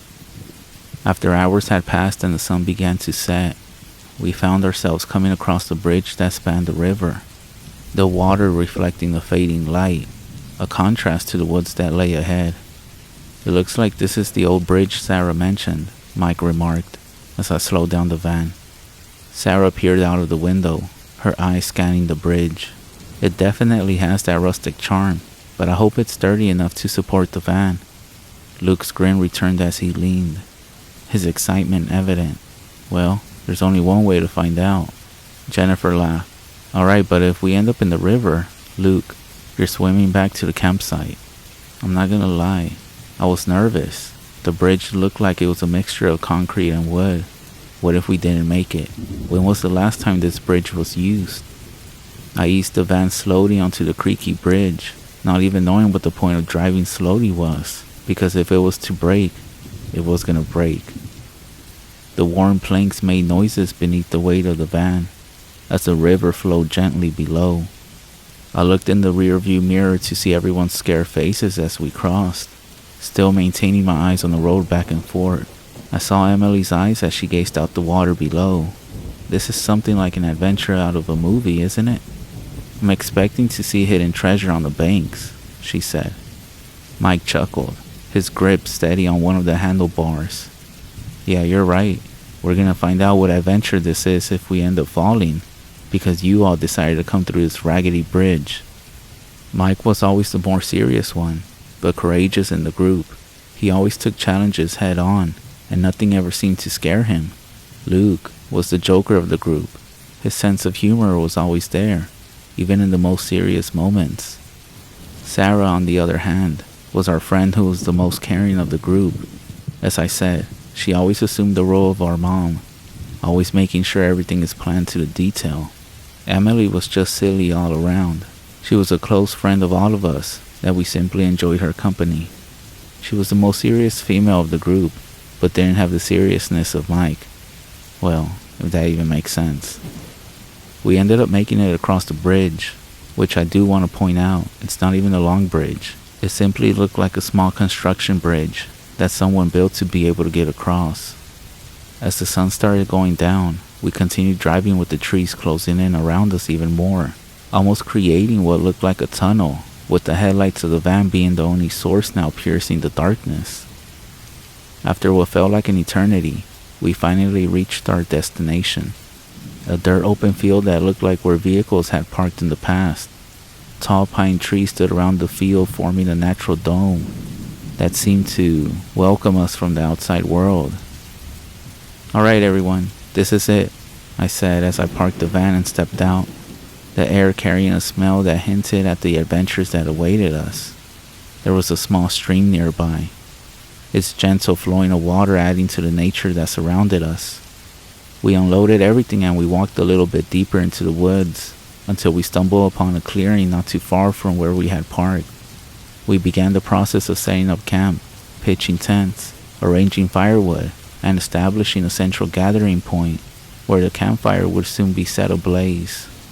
As the sun finished dipping below the horizon, casting the area in complete darkness, the tent stood up and the campfire pit awaited. We were all fascinated by the beauty of this place, away from the busyness and the stresses of every day in our life. So the first night there started fine, but as the campfire flames flicker in the breeze, we huddle around the fire, sharing stories and laughing, with a sense of security over us, just because of the presence of each other. With the trees casting long shadows over our campsite, and the branches creaking softly in the night wind, our voices would rise and fall as we took turns recounting past stories and adventures. We talked the normal things when you hang out with friends and family, the same old stories from the past. Hey, remember that time Luke tripped over his own shoelaces and didn't have anything else to wear? Emily giggled, making fun of Luke. He chuckled and rubbed the back of his neck. Yeah, I remember. And I'm still gonna say that the tree root came out of nowhere. Jennifer leaned in. Or what about that haunted house we dared each other to explore? I'm pretty sure we all had nightmares for weeks after that. Sarah with a smirk. Alright, but what about this, y'all?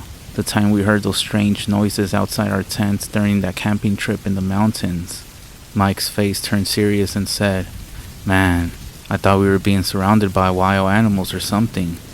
That's right, and then we found out it was just a bunch of raccoons having a party in the woods, I said. Of course, throughout this whole time, Emily couldn't say anything but laugh. The night continued on, and it was always a great time to gather with my friends, especially after not seeing them for so long. As we were telling and recounting past adventures, something caught my attention.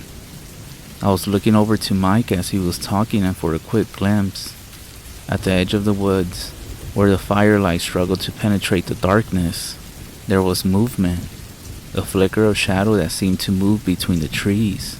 I quickly stood up and focused with my head to look over towards the tree line as I exchanged glances with the others. Did any of you see that? I whispered. Luke turned to look where I was looking and squinted into the darkness. What did you see? Maybe a deer or something? It moved kind of strange for a deer, I said. Jennifer leaned closer to the fire. I hope you're not trying to pull a prank, Leo. As I looked deeper into the tree line, still trying to get my eyes adjusted from staring at the fire for too long, I saw that the movement in the trees and branches was getting closer. It was something, or someone. I kept staring out into the tree line. This movement was drawing closer, slowly becoming visible by the light the fire was giving out. And that's when I noticed a silhouette of a hunched figure. And I guess that's when Luke finally saw it, because he said, It looks like a person. Do you think it's someone lost in the woods? Emily whispered. I hope it's not someone who's hurt, Sarah said, with concern in her voice. Luke chuckled. Well, if this person is hurt, they're sure moving better than I would be. Who even goes wandering around the woods at this hour? Emily said. At this point, all of us were standing, and that's when I decided to say, Who's out there? I yelled. Then, just as this silhouette became clear in the tree line, that's when a voice broke the silence. Greetings, young ones. This person said in a voice that held both wisdom and innocence. Emerging from the trees, I saw it was an older man. Forgive my intrusion. I spied the glow of your campfire from afar, and was drawn hoping it wasn't a wildfire that I would have to put out. This land, you see, holds a history long forgotten by many. His steps and his form, revealing his age not only in his slightly stooped posture, but also in the deep lines engraved on his face. It was as though he was an extension of the trees surrounding us. As he drew closer, the crackling of the fire and the distant sounds of the forest underscored the quiet intensity of the moment. Finally, he approached the campfire, revealing his full features as he introduced himself. Pardon me, my name is Tog. His voice, very old and raspy, with one of his eyes semi-shut, scars and years of life showing on his face. I offer a friendly smile. Hey, I'm Leo, and this is Luke, Sarah, Emily, Jennifer, and Mike. We didn't expect to have company out here. What brings you to these woods at this hour?" He stared at us with his one eye. The woods have always been my refuge, my sanctuary, my safe place. I come here to remember the old ways, to honor the native land that sustained my ancestors. "Native land?" Jennifer questioned, her voice in a serious manner. The old man nodded, his gaze fixed on the flickering flames. Staring at them, he said, Yes, this land was once home to my ancestors, and I have wandered these woods to honor their memory. But in all my years, it's very rare when I encounter fellow souls under these stars. Mike leaned in, with curiosity but in a serious tone. "So, what brought you here tonight?" With a faint smile, Togue said, Your fire, as I said before. But then I heard the laughing that echoed through the trees. It reminded me of times in the past where I shared, and bonds were forged around similar fires. "Are you telling us that you're camping out here too?" Emily asked. Togue's chuckle was like the rustling leaves themselves. Well, not quite. My old bones prefer the comforts of a proper bed, but I do find peace in these woods, even under the cover of night. As the conversation flowed, Togue's words painted a picture of his relationship with the woods. The way he spoke, the stuff he was saying, seemed like he was one with the forest. There is nothing like finding peace and comfort within your own self, and the beauty of nature. There are hidden trails that go through the forest, roads known only to those who have taken the time to listen to the whispers of the woods. Every rustle of leaves, every flowing stream, and every whisper of the wind carries echoes of the past.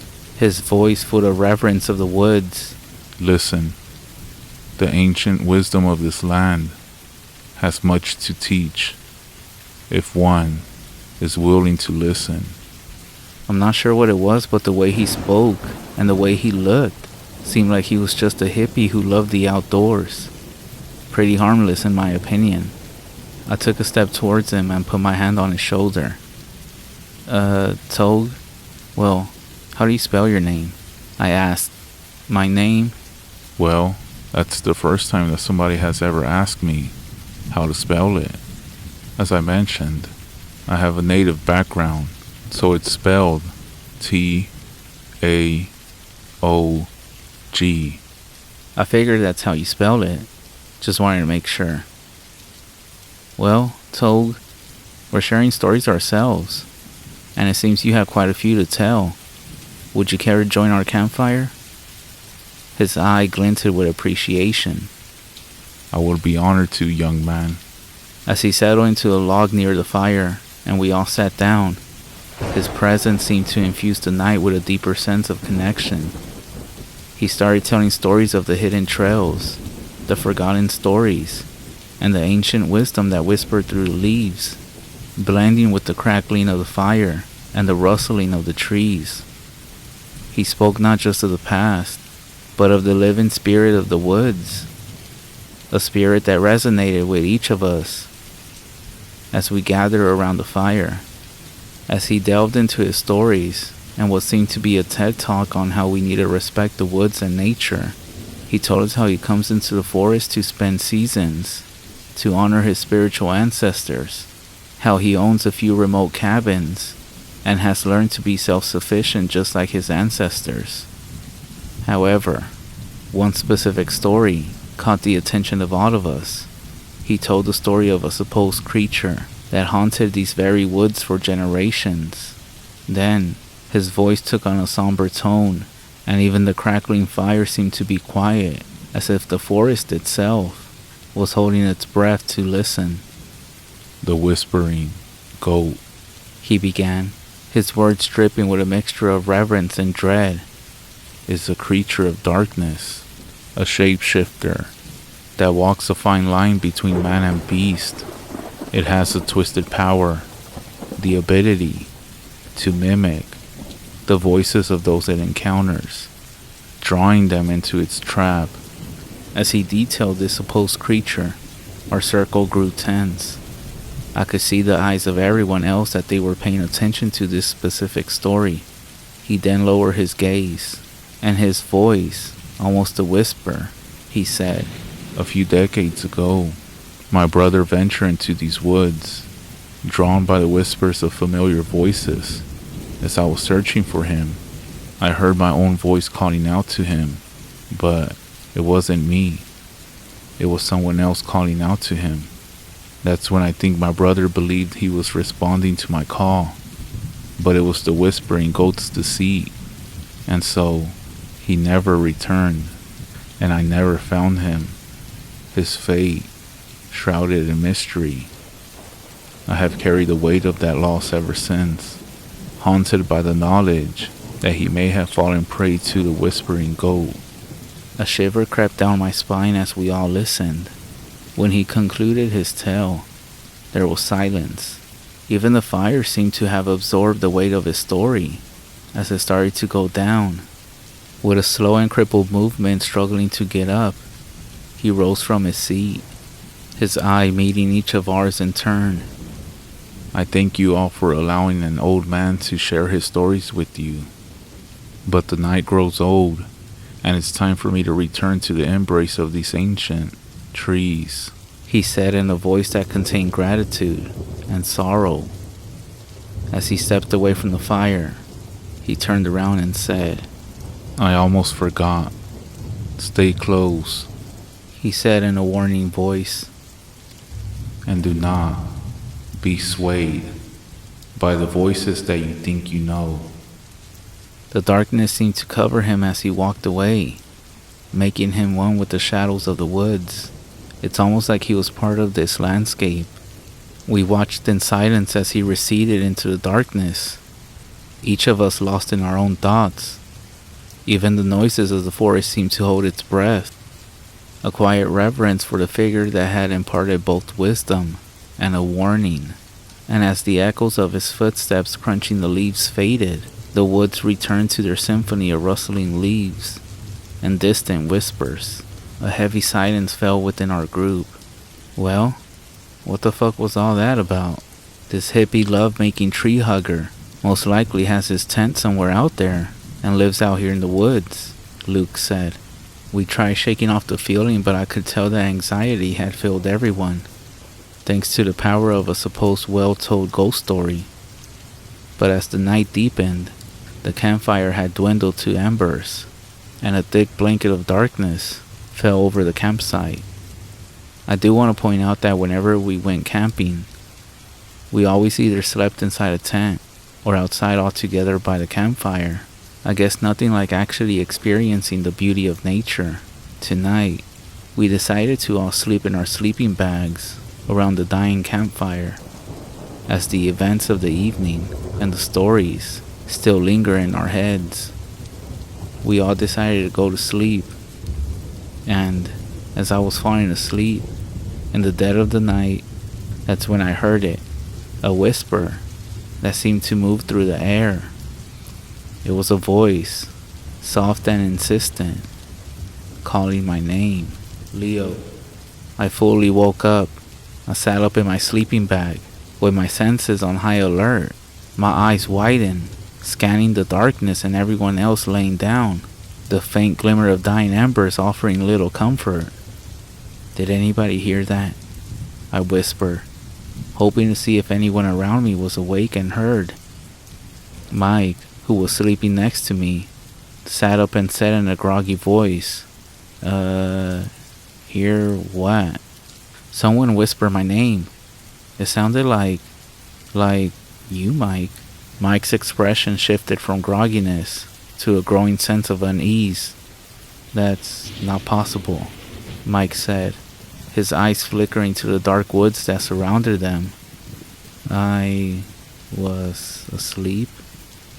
Jennifer then arose with a voice of mixture. Are you sure you didn't dream it, Leo? I know that we're all on edge after the story told by Toad. I haven't even gone to sleep.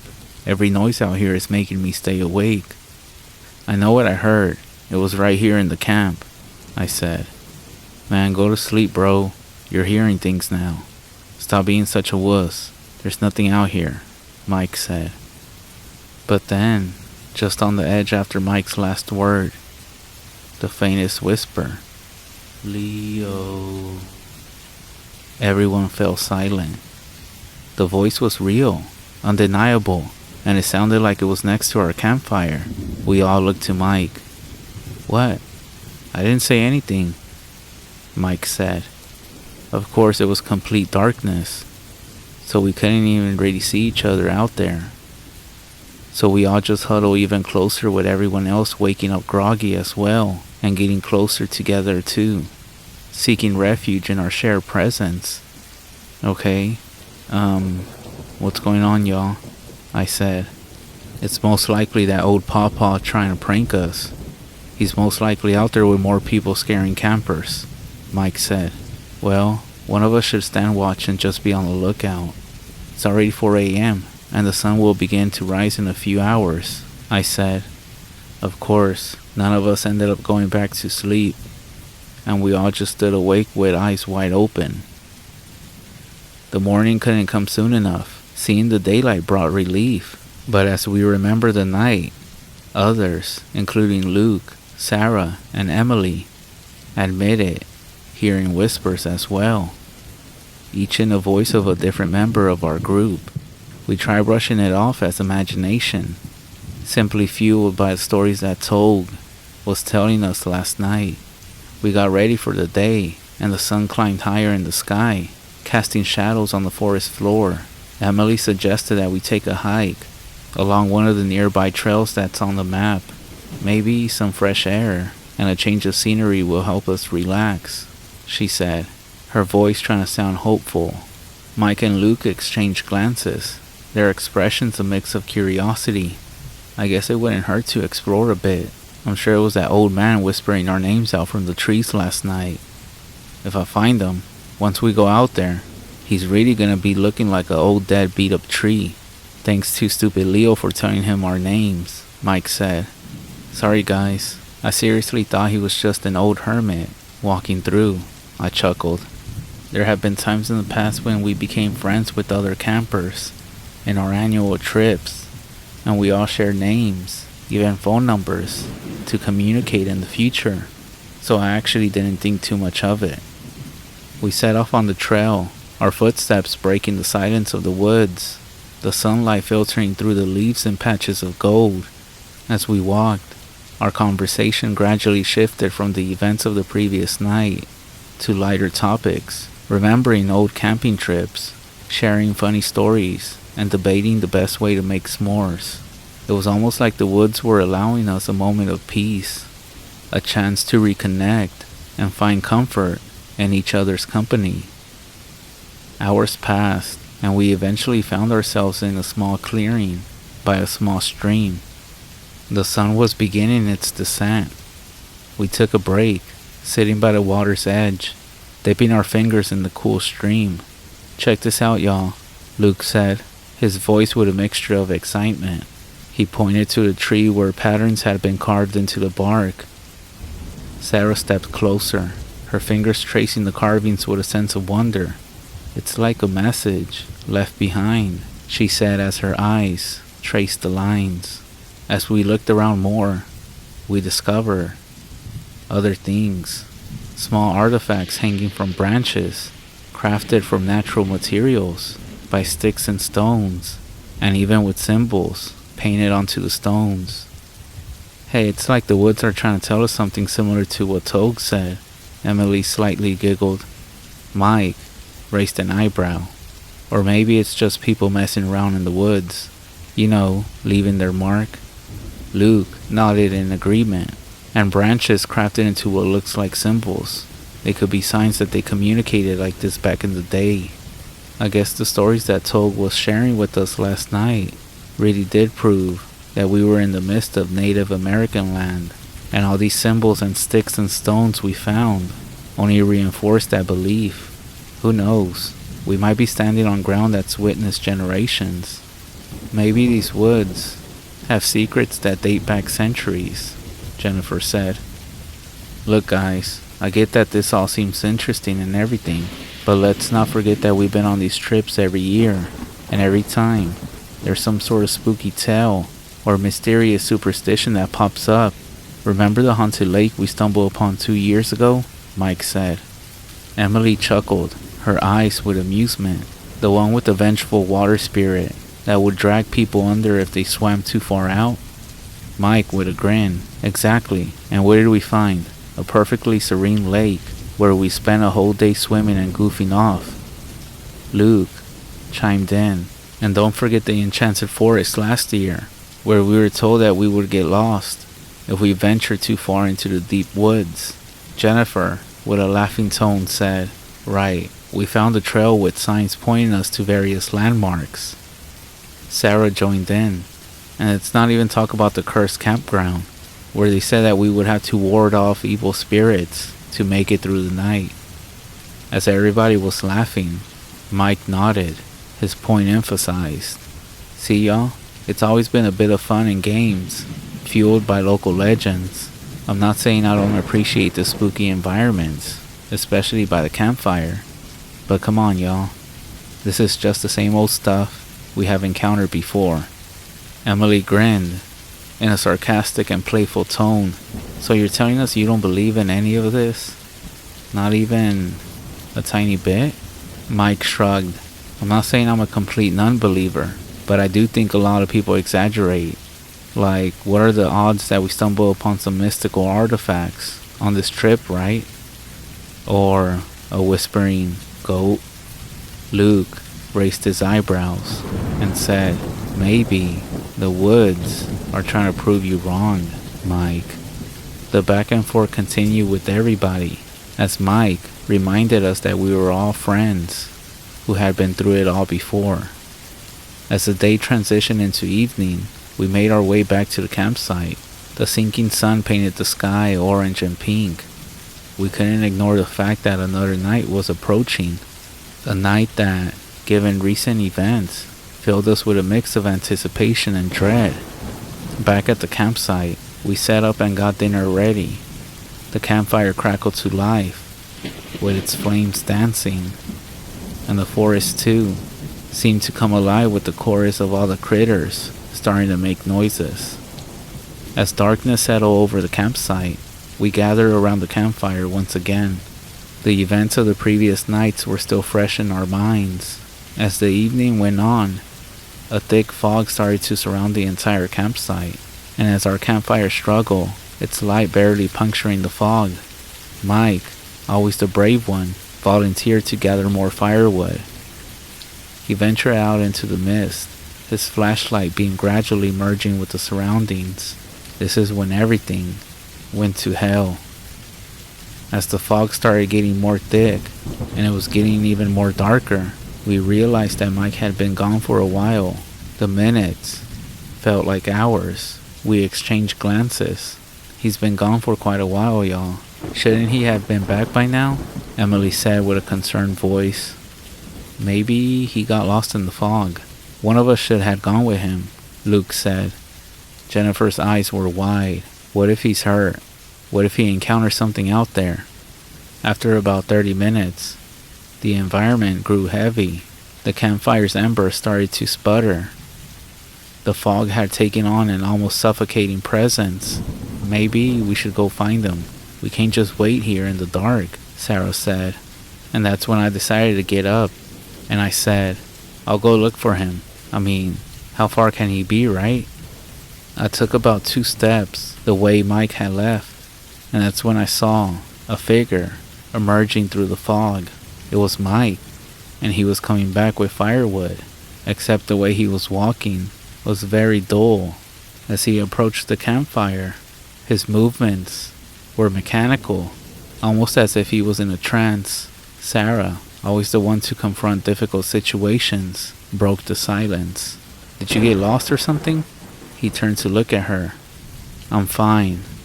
I found firewood. The unease in the air deepened, each of us sensing that something was wrong. Mike's presence felt off. It was as if a shadow had draped itself over his being, distorting his familiar features. His whole demeanor was replaced by an emotionless state. I couldn't help but notice something strange about Mike. He was sitting slightly apart from the group, staring directly at the flames, not even saying anything. I was thinking he was just tired or scared, so I tried to engage him in conversation. "Hey Mike, remember that one time we got lost and had to spend an extra night out?" But he didn't respond. Well, he did, but his response was delayed, and when he did answer, his tone was off. It lacked the seriousness I was used to. It was almost like he was hearing us talk, but responding to questions a moment too late. "You mean when we thought the squirrels were plotting against us?" Luke chimed in, trying to break the growing tension. "Yeah, that's right. And you were convinced that the woods had eyes and ears." Mike's laugh, if you could even call it that, sounded forced. A hollow echo, you can say. "Yeah, good times," he replied, his gaze distant. Emily leaned ahead with a concerned voice. "Hey, Mike, are you okay? You're acting different." Mike then looked at her. "I'm not sure. Something about this place. It's like it's under my skin." Jennifer's voice held a note of unease. "Weird things have been happening tonight. The voices, the fog. I think we should consider leaving." Mike's gaze remained fixed on the flames. His voice almost lowered to a whisper. "Maybe that's not a bad idea." The gravity of his words hung heavy in the air. We exchanged uneasy glances. The weight of the strange things happening, now impossible to ignore. I looked around at my friends, each face reflecting a mix of fear. It was a painful realization that the place that had once been our escape was now a source of unease. "Well, we should leave. Something isn't right here," I said. Nods of agreement followed, the decision being unanimous this time. The prospect of abandoning our camping trip was sad, but the safety of our group came first, and so we started packing everything. It took about 30 minutes to break everything down, and by then, it was now completely dark. However, as we finished packing our gear and glanced around to make sure everything was ready, a sinking feeling settled in our stomachs. Mike, who had been acting distant and detached, was just standing by the edge of the clearing, staring into the depths of the woods. Unlike the rest of us, he hadn't lifted a finger to help with the packing, and his usual seriousness, energetic self, replaced by an almost trance-like state. "Hey Mike, are you alright, man?" I said with a concerned tone. Mike's response was slow and distant, as though his mind was somewhere far away. "Yeah, I'm fine. Just thinking." Jennifer, exchanging a worried look with all of us. It was clear that something had changed in Mike. As we started getting ready to walk from the campfire back to the van, that's when we heard it. Somewhere in the distance, we heard another voice. It sounded like Mike's voice, and it was calling out, sounding confused and pleading for help. And that's when Emily said, "So if that's Mike calling out to us, then who is?" As we turned around, Mike was still staring into the woods, but that's when his body started contorting, almost glitching like. Chaos erupted. Jennifer, always quick thinking, threw a log towards this Mike that was standing on the edge of the campsite and yelled everyone to run back to the van. Guided by adrenaline and our flashlights, we dashed through the woods. As we all ran with our belongings, I dared to not look back. But still, a horrible screech drew my attention back to see what had caused this.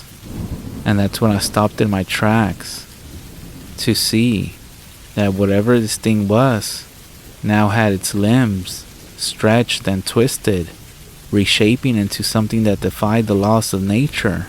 But it was the face that sent a shockwave of terror through me. The human features contorted and elongated, the skin stretching and warping as if it was struggling to contain the monstrosity beneath. The eyes, once familiar and warm, became stretched out and unnaturally slanted, their color shifting to an abyss-like blackness that seemed to absorb all light. The nose receded and resembled the snout of a goat. The mouth was a grotesque smile, its lips curling back to reveal rows of jagged, pointed teeth. Every detail was a horrifying mixture of human and animal. That's when I felt my body come back to life, and I yelled to keep running and to not look back, not knowing that even if they got to the van, how would they even get inside because I had the key? I kept running and running, thinking what would happen if this thing caught up to us. And then, there, in the distance, I saw the clearing of the trees and familiar sight of the van, and heard my friends screaming to hurry up. As I neared the van, I saw that the real Mike, with his clothes torn, was there with the rest of the group. With no time to lose, we crammed into the van and sped off. As I looked in the rearview mirror, I saw this creature standing where we had parked at. After about 5 minutes of driving, Luke finally spoke and said, "What the fuck was that?" That's when Mike finally spoke and said, "When I ventured into the woods, the fog seemed to grow denser with each step I was taking. Soon, my flashlight was the only thing piercing the gloom. I had collected some firewood when I heard whispers. I heard y'all's voices calling out to me. I tried tracing them but got lost. Then, I saw me, or a copy of me. It looked like my reflection in a murky pond." Mike then stopped talking, struggling to find the words. This other me was trying to draw me closer, with words and voices that belonged to you all. That's when I decided to hide behind a tree, using the shadows as cover, and every time I tried to make a move towards the camp, it seemed to sense me, always blocking my path. I thought I was done for, but then I remember a stream we crossed earlier. That's when I made a dash for it and jumped in. The flow carried me downstream, away from that thing. I crawled out, exhausted, and walked towards the van. That's when I started yelling for you all, and that's when you all came running from the forest. As we were speeding away, all the trees were whipping past us, their branches scratching the sides of my van, almost like desperate fingers trying to pull us back. Over the noise of the engine and the pounding of my heart, that's when we heard a low, guttural growl that seemed to come from everywhere, all at once. As I kept my eyes on the road, the headlights briefly illuminated a monstrous form darting between the trees. The creature was a horrible version of a goat, but massive in scale, murky gray, almost appearing slick in the dim light, with ragged scars and patches of bare skin. Its eyes, though, were the most terrifying. Deep, soulless pits of black. "What the hell is that?" screamed Emily, clutching her seat. I pressed the gas pedal to the floor, with the van's engine roaring. The creature, with an incredible speed, moved through the dense forest, its every leap and bound bringing it closer to us. As we went through a sharp bend, this thing lunged, its massive jaws snapping inches from the rear window. Luke, who was in the back seat, rummaged through our camping supplies and hurled a flare out the window. It lit up the surrounding area in a bright crimson glow, distracting the creature for a few seconds. I continued speeding, tires screeching, and for a moment, it seemed we had lost it. But then, a screeching noise that echoed through the woods. The creature resumed its relentless pursuit, its form now even more twisted and grotesque under the flickering light of the flare. The road ahead clear, revealing the bridge we had crossed earlier. Realizing this might be our only chance, Sarah shouted, "Get across the bridge, now!" We barreled into the bridge, the van shaking under the strained boards. As we reached the halfway point, a deafening roar filled the air. Looking back, we saw the creature stop at the bridge's edge, with what looked to be an evil smirk, an image that still haunts me to this day. I'll even provide a drawing at the end if anybody wants to see it. After a few hours of driving, we finally left the woods and found the safety of the dim-lit streets of a nearby town. We pulled into a Waffle House, and we sat in a corner booth as we recounted the evening's events, trying to make sense of it all. Jennifer, her hands wrapped around her mug. "That old man, Togue," she began. "He knew too much about the whispering goat. Don't you think? There was agreement between us." I started rubbing my head and responded, "It's not just that he knew about it. Remember how he just appeared out of nowhere? And how, after he left, things immediately took a turn for the worse." The eyes of Sarah widened, and the way he emphasized not to trust familiar voices, almost like he was setting us up, giving us a clue about the thing we were about to face. Mike, looking more pale than usual, added, "When I was in the woods, trying to escape that thing, I heard more than our voices. I swear, I heard the voice of that old man calling me, trying to draw me in. I think he might have been the whispering goat himself." We all exchanged glances. The thought was too horrific to fully grasp. Had this creature taken on the look of an old man to toy with us, to get close, to study us? But why would he warn us about himself? It doesn't make sense, I said. Unless he enjoys the chase, the fear. Maybe for an old creature, the hunting is more thrilling, Luke said. We all sat in heavy silence, pondering the possibility as we pieced it all together. The sudden appearance of Togue, his detailed stories, and the hunting events. The conclusion became clear. The old man, with deep-set wrinkles and tales of old, had likely been the whispering goat himself. That happened a few months ago, and the trauma still lingers. First up was when we lost touch with Mike, who moved to another state, I guess to escape the memories. From that moment on, everything else changed. The once tight bonds between us frayed. Our group chats grew quiet, and any future gatherings ceased. And the annual camping trip became nothing more than a distant memory. The haunting echoes of that night lingered, and every rustling of leaves, every faint whisper, served as a chilling reminder of the presence that lurked in the woods. The memory of the whispering goat and twisted grin haunted my dreams. A constant replay of the terror that unfolded before us. The mere thought of venturing into the wilderness sent shivers down my spine, a sensation of impending doom that I couldn't shake. As time passed, the memory of that horrifying encounter began to fade. We did all end up going separate ways, and I found methods to cope with the nightmares I experienced afterwards. I even went and talked with a counselor, because every corner that I looked, every voice I heard, at night when I was falling asleep, I swear, I would sometimes hear those faint whispers. Last night, I was walking alone in a park near my apartment. The sun had set, and the moon was shining bright. I quickened my pace as the nighttime brought back episodes and bad memories of the night in the forest. With my heart racing as the memories of that night flooded back, that's when I heard it. A faint distant sound that sent shivers down my spine.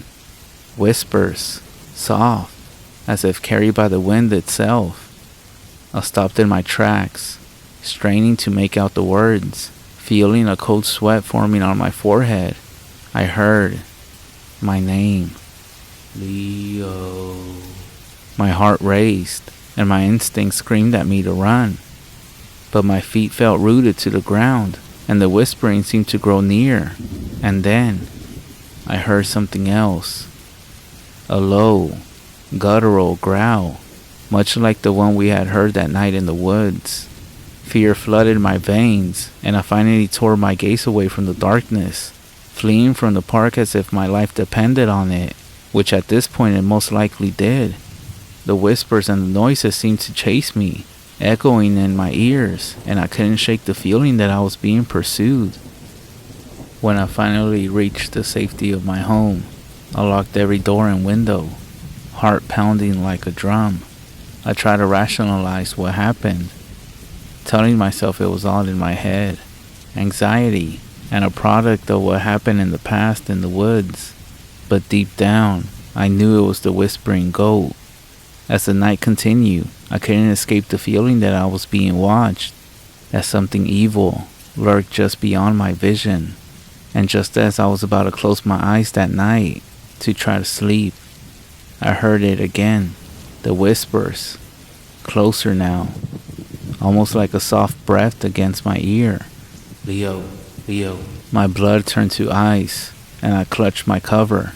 And then, from the corner of my eye, I saw movement, a shadowy figure, its eyes reflecting the dim light like deep, soulless pits. The figure's mouth opened, and it spoke, its voice using all of my friends' voices, distorted and nightmarish. We missed you, Leo. With my eyes never leaving the figure, with trembling hands, I rushed to the front door, my heart pounding so loud that I couldn't even hear anything else. And then, just as I reached past the door, I heard one last whisper, faint but unmistakable. Run. I bursted out the house, leaving everything behind. I got inside my old trusted van and sped away to my parents' house, who lived about 2 hours away. And I never went back again. It's almost midnight.